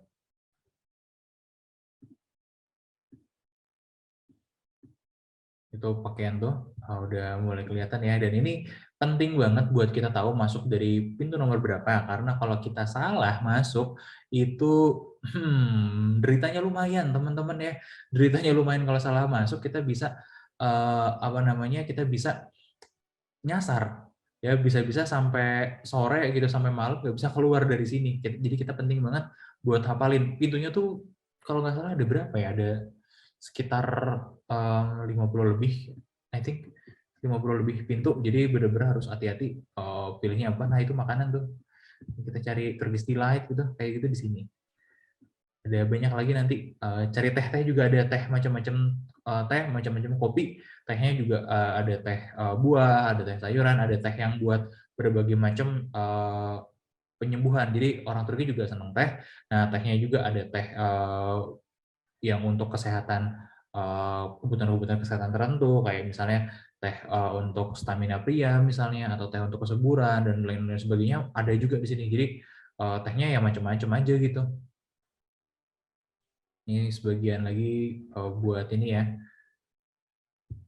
yang pakaiannya itu ada, oh iya ada kendi, ada lampu, lantera gitu teman-teman ya, hiasan, karpet juga terutama nih, karpet cuman jangan beli di sini. Ada tempat lain lah kalau mau, di sini nggak dapet alokasi ya, ya nggak ada. Jadi tapi ada ini kok, ada apa namanya, semacam short guide-nya gitulah. Kalau teman-teman kesini bisa tanya-tanya dulu. Dan kalau teman-teman tahu pintu nomor berapa, jadi nanti teman-teman bisa tanya ke penjual-penjual sini, Pak saya mau ke pintu nomor sekian, nanti biasanya dia bisa bantu sih gitu. Atau teman-teman, seingat aku tuh Google Maps juga bisa dipakai, asalkan ya itu tadi teman-teman tahu mau keluar pintu berapa. Ini gede banget teman-teman. Jadi jangan bayangkan kayak mall pada umumnya cuman satu keliling itu udah selesai. Enggak, ini tuh kelilingnya tuh banyak banget gitu. Jadi ya siap-siap aja, siap-siap mental, siap-siap hati dan mental. Gitu teman-teman ya.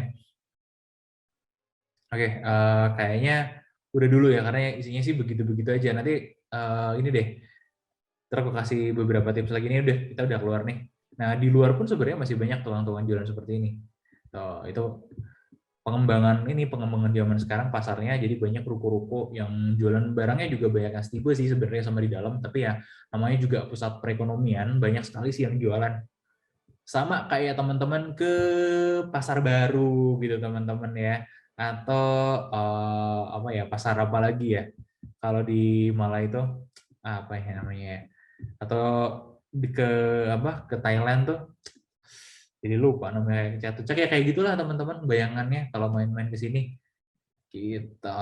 Nah kita mau kasih rekomen satu tempat makan ya, karena kalau kita bukan pecinta barang branded, tapi kita adalah pecinta kuliner teman-teman ya, jadi kita wajib banget buat cerita kuliner always ya. Salah satunya adalah Haji Serif. Ini adalah es krim yang cukup kita rekomen, terutama sama Kak Cindy ya, tim kita sangat suka sekali kalau makan es krim di sini nih. Kenapa? Karena ini Haji Serif ini udah harus nawar. Oh iya dong, Naomi. Jadi kita rekomen kalau beli di dalam sini nawar aja, karena harganya nggak murah gitu teman-teman. Cobanya nawar, kalau dikasih ya alhamdulillah, kalau nggak dikasih ya udahlah, ngelus dada aja gitu ya teman-teman. Namanya juga pasar, kalau mau nawar sangat boleh sekali. Nah kalau Haji Serif ini ya jangan lah ya, kasihan es krim doang toh. Ini es krimnya es krim Turki teman-teman. Adanya di, aduh agak lupa pokoknya, tapi kalau teman-teman mau pakai Google Maps aja deh, Haji Serif. Ini nggak terlalu susah nyarinya, karena nggak usah masuk ke labirin di dalam, di luar aja ada. Nah ini es krim Turki otentik, rasanya juga ya pasti otentik gitu teman-teman, harganya lumayan terjangkau. lumayan oke lah buat yang mau coba-coba sensasi beli es krim Turki di dalam sini, di area pasar sini ya main-main aja ke Haji Serif gitu ya. Nah, oke teman-teman, kita lanjut lagi ya, lanjut lagi makan-makan teman-teman. Ada yang bisa tebak nggak? Ini apa makanannya ya teman-teman ya? Kita siapin ada beberapa bahan makanan di sini. Ada daging, ada sayuran hijau dipotong-potong, slice tomato, onion, cucumber, lettuce, saus creamy dan roti pita. Oh iya catucak, iya bener-bener catucak. Aduh, lupa banget namanya ya. Ya betul. Ada yang bisa nebak ini? Oh iya, karena bener ya. Ini kebab teman-teman ya. Betul sekali itu kebab. Nah ini juga ada nih yang harus teman-teman coba di Turki ya. Selain tadi kebabnya, ngomong kebab itu kalau di Turki ngomongin kebab itu bukan yang di wrapping gitu ya teman-teman ya. Tapi ngomongin dagingnya. Jadi kebab itu bisa dimakan pakai nasi, bisa dimakan pakai wrap gitu teman-teman ya. Jadi banyak cara untuk makan kebab dan ini teman-teman adalah ya gampang ya sih sebenarnya kopi Turki. Nah ini kopi Turki itu dimasaknya atau dimanasinnya pakai pasir panas. Nah ini harus banget dicobain sama teman-teman. Kenapa? Karena teman-teman ini apa ya teman-teman sensasi kopi sendiri. Kalau menurut aku pribadi sih sebenarnya aku bukan penggemar kopi ya. Jadi buat aku sih nggak jauh banget gitu bedanya. Tapi unik sebuah perasaan yang unik ya ketika kita minum kopi dengan cara masak yang berbeda. Ini pakai pasir panas, lucu aja gitu lihatnya nanti si kopinya tuh naik gitu loh teman-teman. Terus oh iya dan ini kalau mau minum kopi ini harus request level manisnya ya, karena by default mereka bakal bikin manis. Nah manis itu ada 3 level, yang manis banget, manis aja ya ini udah lumayan manis dan yang ketiga itu ya nggak manis sama sekali. Jadi kalau teman-teman nggak suka kopi manis, pastikan teman-teman minta tanpa gula ya karena kalau by defaultnya bisa jadi dibikin manis banget atau ya manis gitu teman-teman itu pasti wow banget buat orang-orang yang suka kopinya pure aja gitu pure black coffee nggak cocok yang kopi Turki yang manis itu teman-teman. Dan kalau teman-teman ke Yunani kopinya yang disebut sebagai kopi Yunani itu sama kopinya ini juga. Kenapa? Karena dulu Turki dan Yunani itu jadi satu. Waktu pecah jadi republik orang-orang Yunani itu memisahkan diri dari Turki gitu. Sebelum jadi republik orang-orang Yunani itu memisahkan diri dari Turki, kebelah dua di negaranya. Yang Kristen banyak yang pindah ke Yunani, yang Islam banyak yang pindah ke Turki. Nah jadi ceritanya di situ juga sebenarnya banyak yang menarik sih teman-teman. Jadi banyak orang-orang Islam di Yunani dulu kemudian pindah ke Turki dan bangunan-bangunannya banyak yang beralih fungsi. Kayak Parthenon teman-teman tahu bangunan terkenal di Yunani itu yang di Athena di puncak gunung itu dulunya masjid ya. Jadi Parthenon, kuil, kemudian jadi masjid. Nah setelah itu teman-teman dijadiin museum. Gitu. Itu cerita menarik lah kalau teman-teman pengen bahas Yunani, nanti kita bahas lagi ya. Kita akan bawain lagi nih. Nah, kalau teman-teman tertarik juga buat nonton vlog kita, cari aja linknya di IG. Kita ada vlog Yunani, tapi fokusnya di Santorini aja. Daerah Santorini aja ya, di Iya sama satu lagi itu di Hira. Ya, teman-teman boleh nonton-nonton tuh vlognya. Kita ambil khusus langsung dari sana pas ada tim kita yang lagi iseng jalan-jalan di sana. Gitu teman-teman. Itu sedikit tentang kopi ya dan beberapa kuliner. Dan ini ada gambaran kehidupan di Turki ini zaman dulu.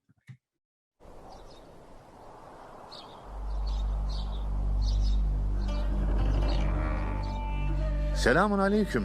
Aleyküm selam efendim. Zimen defterini çıkart hele Ahmet Efendi. Hay hay Bildiğin efendim. gibi bugün Ramazan. Nah, Ahmad Effendi ini seorang pedagang ya. Ini orang yang datang ini si tuan ini kita nggak tahu namanya, tapi dia adalah seorang kaya di lingkungannya. Kalau lagi kalau lagi bulan puasa, orang-orang kaya itu punya kebiasaan dan hobi baru, yaitu ngelunasin hutang orang-orang di sekitarnya. Ya, teman-teman nggak salah dengar, ngelunasin hutang. Jadi kalau teman-teman orang kaya nih ya, orang kaya itu flexingnya, kalau di kita kan beli mobil bagus, beli rumah bagus, pamer LV, Gucci gitu ya teman-teman ya.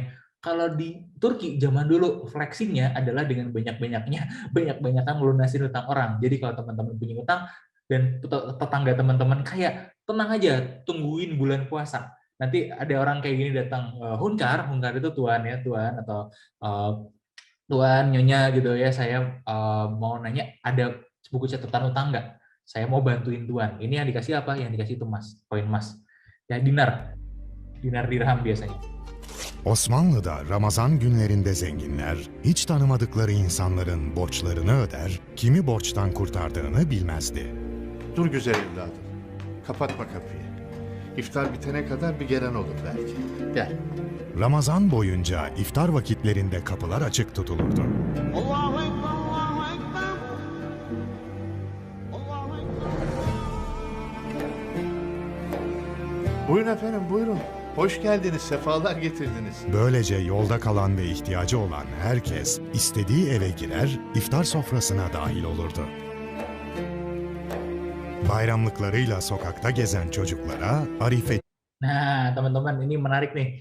Dari mana orang Indonesia kenal sama kebiasaan pakai baju baru waktu Lebaran?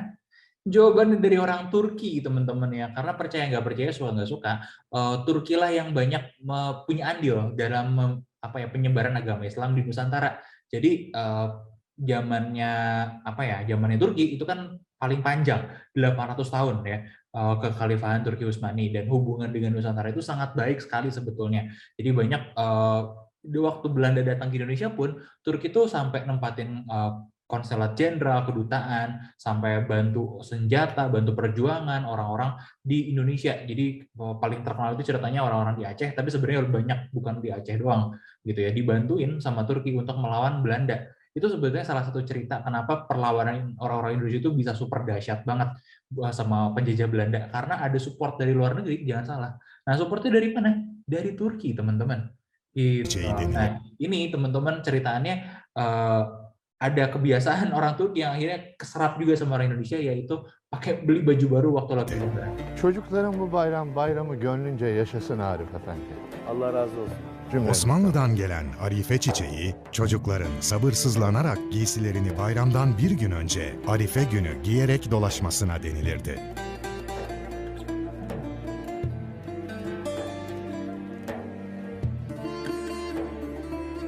Apakah bentuk zakat? Enggak, bukan zakat, sedekah. Dan ini yang paling keren nih teman-teman. Ini yang paling keren. Pernah kejadian di satu masa di Konstantinopel, orang-orang itu udah nggak ada yang miskin, teman-teman. Jadi orang-orang itu udah makmur semua. Jadi di Konstantinopel itu pernah ada satu masa, tahun kalau nggak salah itu di zamannya Sultan Sulaiman, Sultan Selim gitu ya. Orang-orang tuh nggak ada yang nggak punya duit di sana. Akhirnya orang-orang itu udah bingung kasih zakat, kasih sedekah kemana lagi. Akhirnya mereka nyari pohon terus gantungin di pohon itu, digantungin ada kantong isinya emas, isinya bahan makanan atau pakaian atau apapun lah yang mau mereka sedekahin, ditulisin barang siapa yang membutuhkan silakan ambil barang ini, barang siapa yang membutuhkan silakan ambil makanan ini, barang siapa yang membutuhkan silakan ambil uang ini, barang siapa yang membutuhkan silakan ambil emas ini. Saking mereka udah gak ada orang miskin. Gila nggak tuh teman-teman? Gila banget, itu kejadian nyata di Turki. Bisa jadi kayak gitu ya, karena mereka juga punya sebuah kebiasaan, teman-teman. Makanya mereka mengencourage sebetulnya sistem saling berbagi seperti ini. Jadi kalau aku nggak masukin sih videonya di sini, tapi kayaknya nggak ada. Nah, ada satu kebiasaan orang-orang Turki dulu ya, terutama tukang roti. Ya, roti itu jadi makanan pokok nih di Turki. Kalau orang tukang roti, mereka itu beli rotinya 2, bawa pulangnya 1. Ya, buy two get one. Jadi bukan buy one get two atau buy one get one, enggak. Buy two get one. Mereka beli 2, misalnya ya anggaplah satu roti 10.000. Ya, mereka beli rotinya 2, 20.000, 1 dibawa pulang, 1 lagi ditaruh di keranjang. Nah, itu buat apa, teman-teman? Nanti kalau ada orang miskin, orang tidak mampu, ini bukan agama Islam aja. Ingat, Konstantinopel pernah dominan agama Kristen. Ya, banyak orang Yahudi juga pengungsi dari Spanyol, teman-teman ya. Banyak orang-orang, pokoknya Konstantinopel saat itu tuh diverse banget sih. Nah, orang-orang Konstantinopel secara umum itu punya kebiasaan seperti itu. Dari roti yang mereka beli, 1 ekstranya itu ditaruh di keranjang, digantung ya. Nah, orang-orang yang datang, kalau ada yang nggak mampu, itu pasti sama tukang jualannya, Tuan silakan, kalau Tuan butuh ambil aja di sana. Kalau Tuan mau membeli silakan, ini harganya sekian. Jadi kalau mau beli, mereka bisa beli. Kalau teman-teman nggak punya uang, mau makan, langsung ambil dari traktiran orang yang sebelum kita. Ya, jadi kalau teman-teman pernah dengar ini sistem seperti kita beli makanan nih, kita beli 2, satu lagi buat siapa, satu lagi saya bayarin orang yang di belakang saya. Nah, itu kalau kalau zakat bukan ya teman-teman, karena zakat itu sistemnya agak berbeda. Kalau zakat itu sudah ada nominal pastinya, kapan harus dikeluarkan, dan apa namanya, ke siapa aja. Jadi benar-benar tertarget dan ke ini. Iya, bagus, nggak rakus, betul. Itu sesuatu yang sangat-sangat baik sekali, teman-teman. Ini kita nggak akan bahas ya Galata Tower-nya karena pasti bakal jadi malam banget. Kecuali teman-teman request, nggak masalah, mau lanjut, ayo kita ajar aja. Kita sih nggak masalah ya, mau lanjut lagi. Nah, sistem kayak gitu tuh cukup lama bertahan di Turki. Bahkan sampai setelah jadi republik tuh masih kayak gitu. Baru sekarang aja nggak terlalu kelihatan. Jadi kalau teman-teman ke Turki sekarang, itu udah nggak ada. Kebiasaan kayak gitu tuh udah nggak ada, teman-teman. Kenapa? Karena ya beserta naiknya Republik Turki, banyak kebiasaan-kebiasaan yang sayangnya sebenarnya bagus ya, di zaman kekhalifahan itu dulu ditinggalin gitu. Kayak ini loh teman-teman, yang mungkin teman-teman bakal kaget ya, Turki itu nggak ada kebiasaan kayak di kita lagi Lebaran itu rame gitu ya, orang-orang kumpul-kumpul, yang makan-makan bareng gitu, nggak ada. Di sana kalau lagi Lebaran, oke, rame sholat udah gitu pulang, sepi aja hiburan, udah. Gitu. Kalau sekarang jadinya kayak gitu. Banyak sebenarnya apa ya, cerita-cerita kayak gitulah yang sangat disayangkan ya teman-teman. Tapi banyak juga yang tetap kita harus appreciate buat orang-orang Turki zaman sekarang gitu ya. Nah, oke, kita ngomongin kuliner lagi ya. Teman-teman mau bahas Galata nggak? Galata Tower. Kalau mau bahas, kita liatin ini ada tempat view-nya bagus dari atas menara. Jadi dulunya ini menara pertahanan gitu. Kabarnya Alkanomi gimana nih? Mau kita bahas nggak? Karena lebih eksklusif buat teman-teman yang nonton di Zoom sih. Kalau mau, ayo kita lanjut karena kita masih ada bahas kuliner satu dan ke Kapadokia. Bahas. Oke, baiklah. Nah, kalau gitu teman-teman boleh scan QR code ini ya. Kita akan masuk ke Galata Tower. Nah, Galata Tower itu tempat apa? Galata Tower itu dulunya tempat menara pertahanan. Ya, ini menaranya nih. Tempatnya sekarang ada di distrik Galata ya sesuai sama namanya. Ini nggak jauh dari garis pantai. Nah, kenapa dibuat nggak jauh dari garis pantai? Karena tempat ini digunakan untuk pengamatan.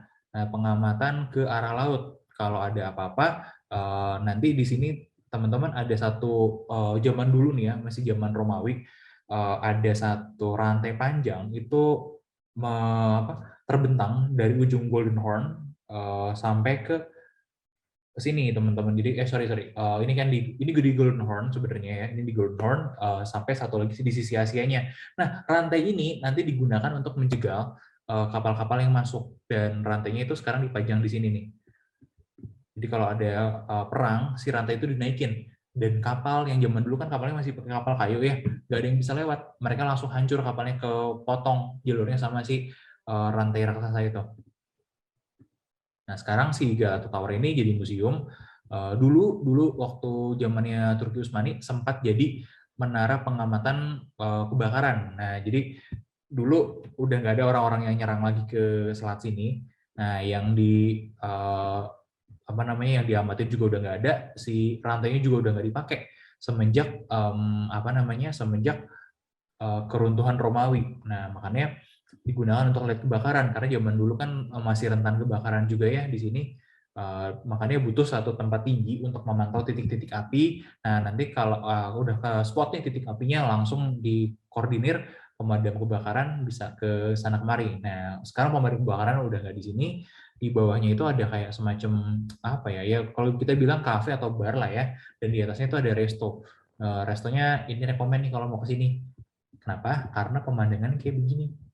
Kita bisa lihat Selat Bosporus tuh. Kita bisa lihat ke sana, cakep banget teman-teman.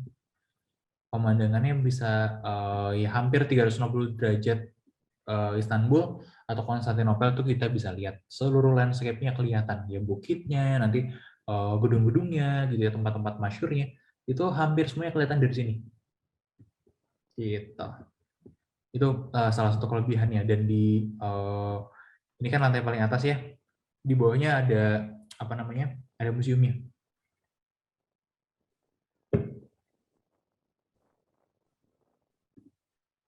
Nah, tadi. Jadi buat yang mau romantisan, cocok banget nih. Pemandangan di bawahnya di distrik Galata. Akses ke sini juga gampang. Ada tram, ada apa lagi ya kendaraan umum tuh. Yang ku ingat sih tram ya. Nggak terlalu jauh lah jalannya.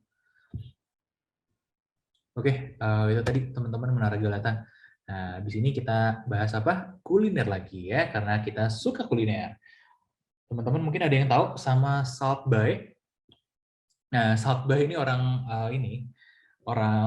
Turki gitu, teman-teman ya. Ini namanya Nusret Etnur. Nah, Nusret ini punya restoran juga di sini. Jadi kalau mau makan di sini teman-teman harus booking agak jauh, seingatku 3 mingguan lah paling enggak sebelum itu, karena restonya ngantri banget, harus punya reserve sebelum makan di sini. Ini nomornya kalau teman-teman mau catat aja, ini nomor telepon restonya. Jadi boleh calling dulu mau booking reservasi.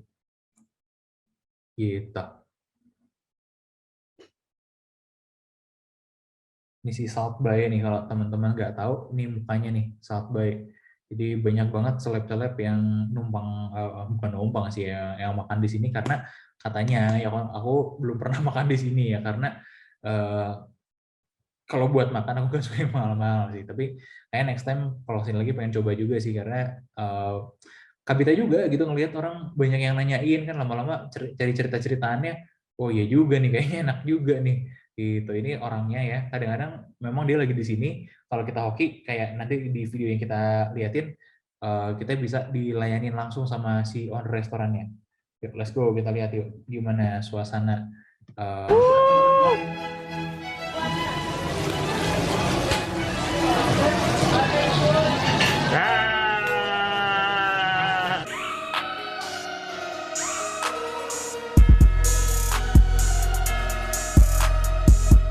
Yo, what is up? Look at the size of it! I think this is the biggest car I've ever seen.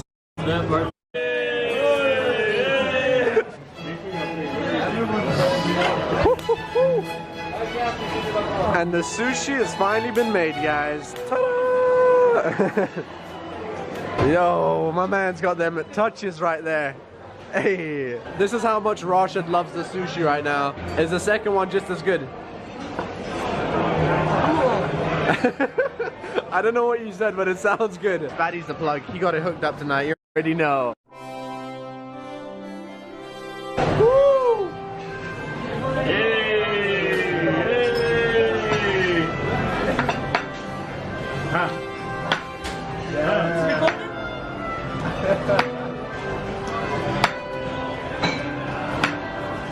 I'm waiting.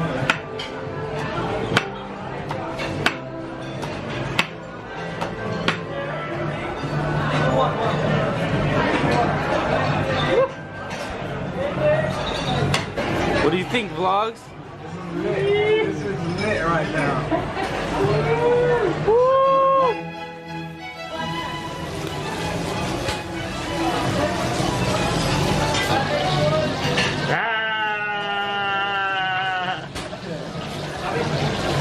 That's the one. That's the one.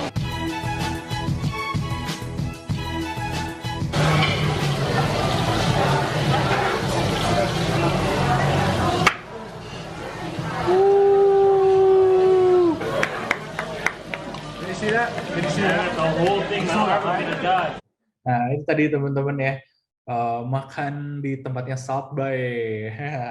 Itu tadi teman-teman ya, akhir perjalanan kita di Konstantinopel sekaligus ke Istanbul. Nah, sekarang kita bakal pindah ke sisi Asianya, yaitu ke Kapadokia. Nah, ini tempat yang menarik juga nih, nggak kalah menarik teman-teman. Kenapa Kapadokia ini teman-teman ya, ini menjadi tempat apa ya, bisa dibilang banyak orang lari ke sini ya. Dari zaman dulu teman-teman, orang-orang yang ditindas sama Raja Romawi waktu awal-awal Kristen di abad ke-1, abad ke-2 Masehi, mereka tuh pada lari ke sini. Ketika ada orang-orang yang nggak suka sama pemerintahan Islam di zaman Turki Utsmani, mereka pindahnya ke sini, lari ke sini, sampai mereka bikin kota bawah tanah yang sangat besar sekali. Ya, ada 3 kota yang besar di sini. Aku lupa namanya tiga-tiganya. Yang aku ingat pertama itu Derinkuyu, itu paling gede. Ada lagi 2 lagi itu interconnecting sama Derinkuyu, dan di sekitar sini tuh masih ada kota-kota kecil lagi, kota bawah tanah ya, yang amazing seperti ini teman-teman ya. Kota bawah tanahnya nggak terlalu kita bahas sih, kita liatin ini aja ya, karena dulu by accident kota bawah tanah ini menghilang, jadi tidak ditemukan gitu ya teman-teman ya. Kota bawah tanahnya tidak disembunyikan, karena zaman dulu teman-teman, waktu tadi kita cerita ya ada perpecahan Turki dan Yunani. Nah, orang-orang di sini penghuninya memilih buat pindah ke Yunani dan ditinggalkanlah kotanya ini. Nah, kemudian ditemukanlah sama orang-orang penghuni barunya si lorong-lorong bawah tanahnya waktu mau renov rumah. Jadi ceritanya dia mau bikin basement buat semacam storage. Ada orang waktu itu tahun 60-an lah. Tahun 60-an mau renov, bikin basement, gali-gali ketemu ada lubang gede, dia kaget. Ternyata lubangnya itu nyambungnya sama lorong yang gede lagi. Nah, dia telepon ahli purbakala, ini diteliti, ternyata ada satu labirin interconnecting dalam tanah, dan digali-gali lagi, ternyata itu adalah sebuah kotak bawah tanah yang sangat besar sekali. Dan di era modern ini teman-teman, sebagian kotanya itu masih bisa dijelajahin buat turis, sebagian lain teman-teman ini menjadi bagian dari hotel-hotel. Jadi di sana banyak hotel-hotel hotel-hotel bawah tanah, yaitu mereka pakai jaringan terowongan bawah tanah ini sebagiannya. Mereka ada juga yang direnov bentuknya jadi bagus kayak gini teman-teman. Ini sekaligus juga kalau mau coba ya, ini beberapa rekomend kita, ada Lunar Cappadocia Hotel. Jadi ini nggak terlalu mahal, artinya masih di range 500 sampai 2 jutaan gitu semalam, yang ada cukup cakep. Nah, ini kan jelas banget ya, di carving, dibikin biar kekinian lah ya. Ini juga biar agak kekinian. Jadi ini temboknya juga udah ada yang pakai tembok-tembok bata gitu. Namanya Aswari Suites. Ini yang paling mahal di list kita, namanya Anatolian House. Mungkin teman-teman cek aja deh, karena harga hotel kan volatile sebenarnya, bisa naik turun. Jadi bisa ini aja dicobain. Dan ini terkenalnya kenapa? Kalau Anatolian House Cave ini, karena mereka punya tempat ya kayak gini, tempat-tempat itu dibikin suasananya seperti zaman Romawi kuno dulu. Mereka punya pemandian ala Romawi kuno yang lagi teman-teman lihat ini sekarang. Gitu. Itu beberapa yang ini ya, dan teman-teman juga bisa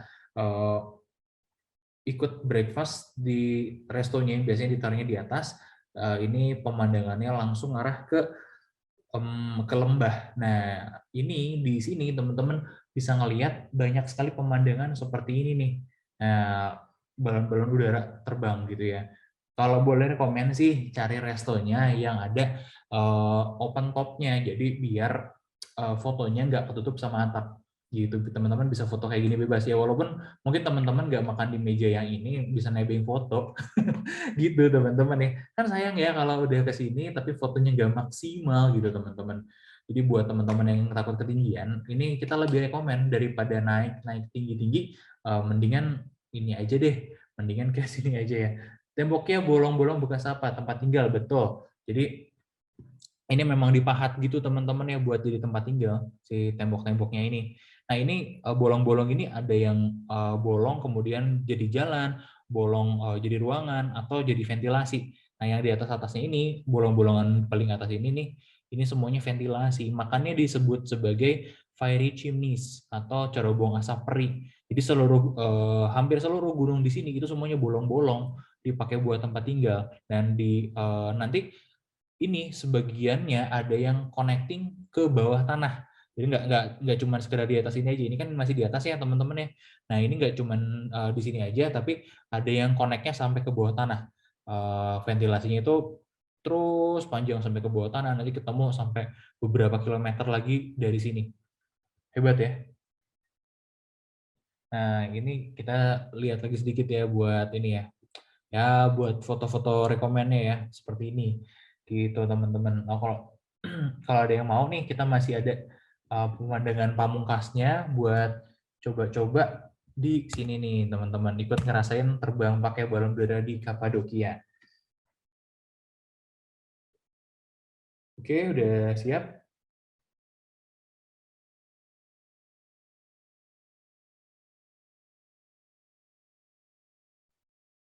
udah siap, kita masuk aja ya.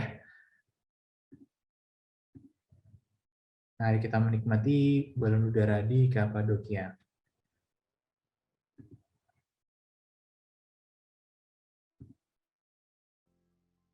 Oh iya, tadi nanti buat bonus aja deh, kalau masih ada waktu, aku mau liatin satu istana paling modernnya di zaman Turki Utsmani, namanya Dolmabahçe. Nah, Dolmabahçe ini istananya sudah sangat Eropa sekali gayanya ya. Nah, ini nih perasaannya naik balon udara di sini.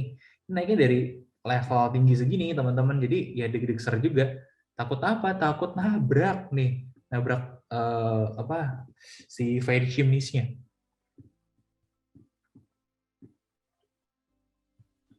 Ada juga sih yang naiknya di agak lapangan kebuka, tapi ya probably teman-teman tetap bakal ketemu pemandangan kayak begini.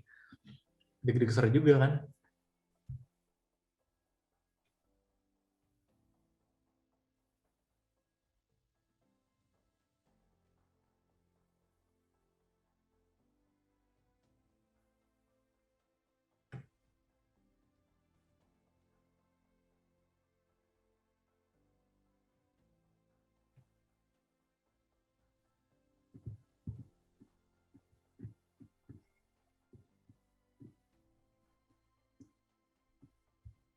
Aku naikin musiknya aja ya, singkat aku ada musiknya. Dapat asuransi nggak? Bentar. Oh gini. Intinya gini, kalau teman-teman mau trip ke Turki, kita tetap rekomen buat beli asuransi perjalanan. Banyak yang ngasih asuransi perjalanan. Nah, kalau naik balon udaranya ini sendiri, aku tuh lupa ingat apakah di cover atau enggak sama asuransi. Seingat aku enggak, karena ini adalah aktivitas yang dilakukan sendiri. Jadi atas kemauan dan kehendak sendiri. Bukan kayak teman-teman lagi jalan biasa tiba-tiba kecelakaan atau sakit, jadi biasanya asuransi nggak mau cover. Nah, tapi kalau teman-teman yang takut gitu ya sama resiko itu ya, karena kalau namanya asuransi kan ya kita tetap aja jatuh luka tetap diobatin gitu ya teman-teman ya. Nah, kalau jadi lupa dia mau ngomong apa. Nah, kalau teman-teman khawatir nih sama soal keselamatannya, tenang aja. Rate safety-nya tuh di atas 90% kok. Sangat aman sekali naik balon udara ini. Karena kalau nanti misalnya misalnya suasananya nggak mendukung, anginnya nggak aman, terlalu kencang gitu ya, balon udaranya itu nggak akan terbang. Jadi nggak usah takut nanti tiba-tiba cuaca buruk di atas gitu ya. Terus karena kalau udah tahu cuaca buruk, mereka nggak akan terbang sama sekali teman-teman. Gitu. Ya, jadi ini juga menarik ya buat teman-teman yang mau ke Kapadokia itu jangan kira teman-teman pasti bisa naik balon udara. Bisa jadi teman-teman di Kapadokia 3 hari 3 harinya cuacanya buruk, teman-teman nggak bisa terbang sama sekali. Bisa jadi 3 hari misalnya di sini, hari pertama cuaca bagus, bisa naik, hari kedua, hari ketiga cuaca jelek. Atau begitupun sebaliknya, hari pertama cuaca jelek, hari kedua cuaca bagus, hari ketiga cuaca jelek, kayak gitu terus ya bisa aja. Jadi pokoknya begitu udah cuacanya jelek, anginnya jelek, nggak kondusif gitu teman-teman, itu nggak akan terbang karena teman-teman di sini itu angin itu kencang banget, bener-bener kencang banget. Mau tahu sekencang apa? Jadi sekarang itu mulai dari 2021 kemarin 2021-an lah ya, bener, mulai ada turisme baru di sini, mau mereka mau ngembangin jasa camping, layanan camping. Nah, di sini kan banyak bukit-bukit gitu ya teman-teman ya. Jadi si wisatawan itu dibawa camping di sini, di atas bukit-bukit ini. Nah, tapi ini benar-benar hanya untuk yang berani. Why? Karena teman-teman dari yang udah dari percobaan awal pembukaan, si tenda-tendanya di sini yang dibuka wisatawan di sini itu semuanya hampir semua pernah ngalamin ketiup angin, dan kalau udah ketiup angin tuh bisa ngeri banget. Ada yang tendanya sampai terbang teman-teman, ketiup angin. Ya udah kalau udah tendanya terbang, kita lagi di dalam, ya udah wassalam gitu. Itu buat gambaran sebetapa mengerikannya, betapa kencangnya angin di sini. Itulah alasan kenapa para operator balon udara ini juga sangat-sangat berhati-hati gitu ya. Nah, tadi itu akhir dari ini juga ya teman-teman ya, naik balon udaranya. Ini sekarang aku mau kasih kesempatan buat yang tanya-tanya dulu juga, dan buat teman-teman yang lagi nonton di TikTok boleh bantu-bantu kita, kasih kita gift apapun ya teman-teman, boleh mau kasih koin, mau kasih bunga juga boleh, atau teman-teman bisa cek barang-barang yang ada di shop kita buat bantu-bantu pengembangan usaha kita ke depannya, karena nanti dengan teman-teman membeli barang-barang tersebut kita juga akan mendapat keuntungan yang akan kita gunakan untuk membuat konten-konten yang lebih baik lagi dari hari ke hari. Dan teman-teman buat yang nontonin dari sini, teman-teman juga boleh kasih support kita lewat ini ya, transfer pay as you wish, sesuai apapun yang berapapun yang teman-teman inginkan, karena ini akan membantu operasional kita, dan kita juga sedang punya ini ya, project virtual reality. Buat teman-teman yang nonton di TikTok boleh di screenshot aja, nanti di follow linknya, karena di sini teman-teman akan dapat bonus 20 video virtual reality gratis ditonton ya. Jadi teman-teman yang nonton di Zoom, yang nonton di TikTok, semuanya boleh di screenshot aja, nanti teman-teman follow the link ya, atau teman-teman yang di Zoom bisa dapat linknya dari kita di sini ya. Rasa-rasanya sih aku bisa kasih juga ya. Nggak ada nih. Nah, oke, teman-teman boleh nanti follow si QR code-nya, nanti akan dibawa ke halaman kitabisa.com, karena kita ada virtual reality project di mana kita memang lagi merencanakan sebanyak-banyaknya tempat wisata itu kita mapping dengan virtual reality ala metaverse, teman-teman ya, biar kita bisa masukin ke metaverse, teman-teman bisa ngerasain sensasinya jalan-jalan ke berbagai tempat wisata terkenal di dunia tanpa perlu beranjak sedikit pun dari rumah, menggunakan bantuan ini ya, virtual reality gitu teman-teman. Kita udah mulai kembangin, kita udah mulai kasih juga buat banyak hal ya, seperti teman-teman tadi nonton juga banyak kita pakai video-video virtual reality 360 derajat, semuanya bisa kelihatan ya tampilannya, atas bawah kanan kiri semuanya benar-benar imersif banget lah. Jadi keren gitu buat teman-teman bisa menikmati semuanya tanpa perlu capek-capek beli tiket, tanpa perlu capek-capek jalan ke sana gitu teman-teman. Cukup dari rumah aja nonton ya dengan kacamata kayak begini teman-teman. Kayaknya kita harus masukin juga deh ke TikTok Shop ya, nanti kita tambahin deh ke TikTok Shop-nya ya kalau ada yang mau beli apa namanya kacamata kayak begini. Nah gitu teman-teman, kurang lebih. Dan kalau teman-teman ada yang mau ditanyakan silakan ya, silakan buat bertanya, boleh banget silakan. Nah, kalau teman-teman ada yang mau didiskusikan juga boleh banget, mau terkait Turki atau enggak terkait Turki. Dan buat teman-teman yang nonton di TikTok juga kita sekaligus ngasih tahu ya, kita masih ada banyak lagi jadwal seperti ini. Kita masih bakal ke Jepang. Jepang kita akan ada Tokyo dan Kyoto. Tokyonya seingat aku besok ya. Kemudian next week-nya itu ada Makkah. Kita bakal fokus di Mekahnya aja, Makkah, terus Kyoto. Kemudian minggu selanjutnya lagi kita ada rencananya sih kalau bisa live dari Taiwan, dari apa namanya, pusat wisata kuliner. Jadi kita mau kulineran, cari jajan-jajan kulineran di Taiwan. Kalau nggak bisa kita akan pakai materi-materi virtual ya. IG-nya aku ada di Mas Tia Budi. Jadi kalau teman-teman ngikutin di IG-nya Virtual Guide juga aku beberapa ada yang tag posting barang kok di situ juga ada. Coba aja dicari-cari ya. Nanti teman-teman bisa kita ajakin bahas-bahas kuliner di Taiwan, mulai dari boba, mulai dari apa lagi ya semacam itu ya, Shilin gitu teman-teman, ada lagi makanan-makanan yang lain lah yang khas Taiwan akan kita coba ini ya, kita coba explore gitu teman-teman. Kenapa nggak sekarang-sekarang? Karena dari kemarin cuacanya nggak mendukung, di Taiwan itu lagi hujan berat banget, hujan terus, dan COVID-nya lagi naik tinggi-tingginya gitu. Dan kemudian buat penggemar cerita-cerita yang unik, kita akan menelusuri Atlantis teman-teman sebagai penghujung ini ya, sesi maraton kita. Oh iya, dan buat yang pengen nonton kita, mulai hari ini teman-teman hampir setiap hari kita akan live di IG juga, kurang lebih di jam-jam yang sama. Kalau nggak di jam 7:30, kita akan mulainya di agak malam lagi, di atas jam 9, antara itu aja. Tapi khusus untuk sesi weekend pasti di sekitar 7:30 teman-teman ya.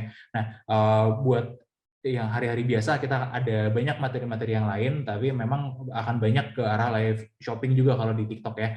Nah, di luar itu nanti di tanggal 3 ini ya, tinggal 3 Juli gitu teman-teman, kita sudah merencanakan akan mencari Atlantis. Jadi kita sudah mengumpulkan banyak materi-materi terbaru.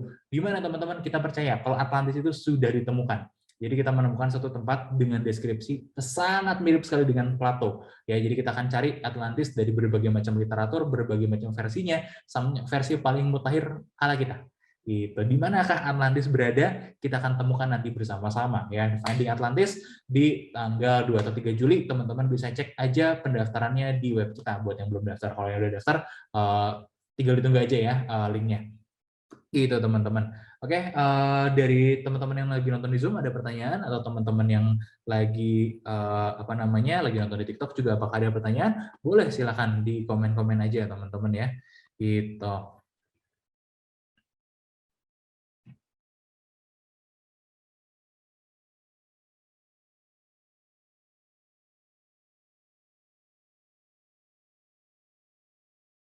Oke. Nggak ada IG-nya, aku tulis aja di sini ya. Sorry tadi Mas ini.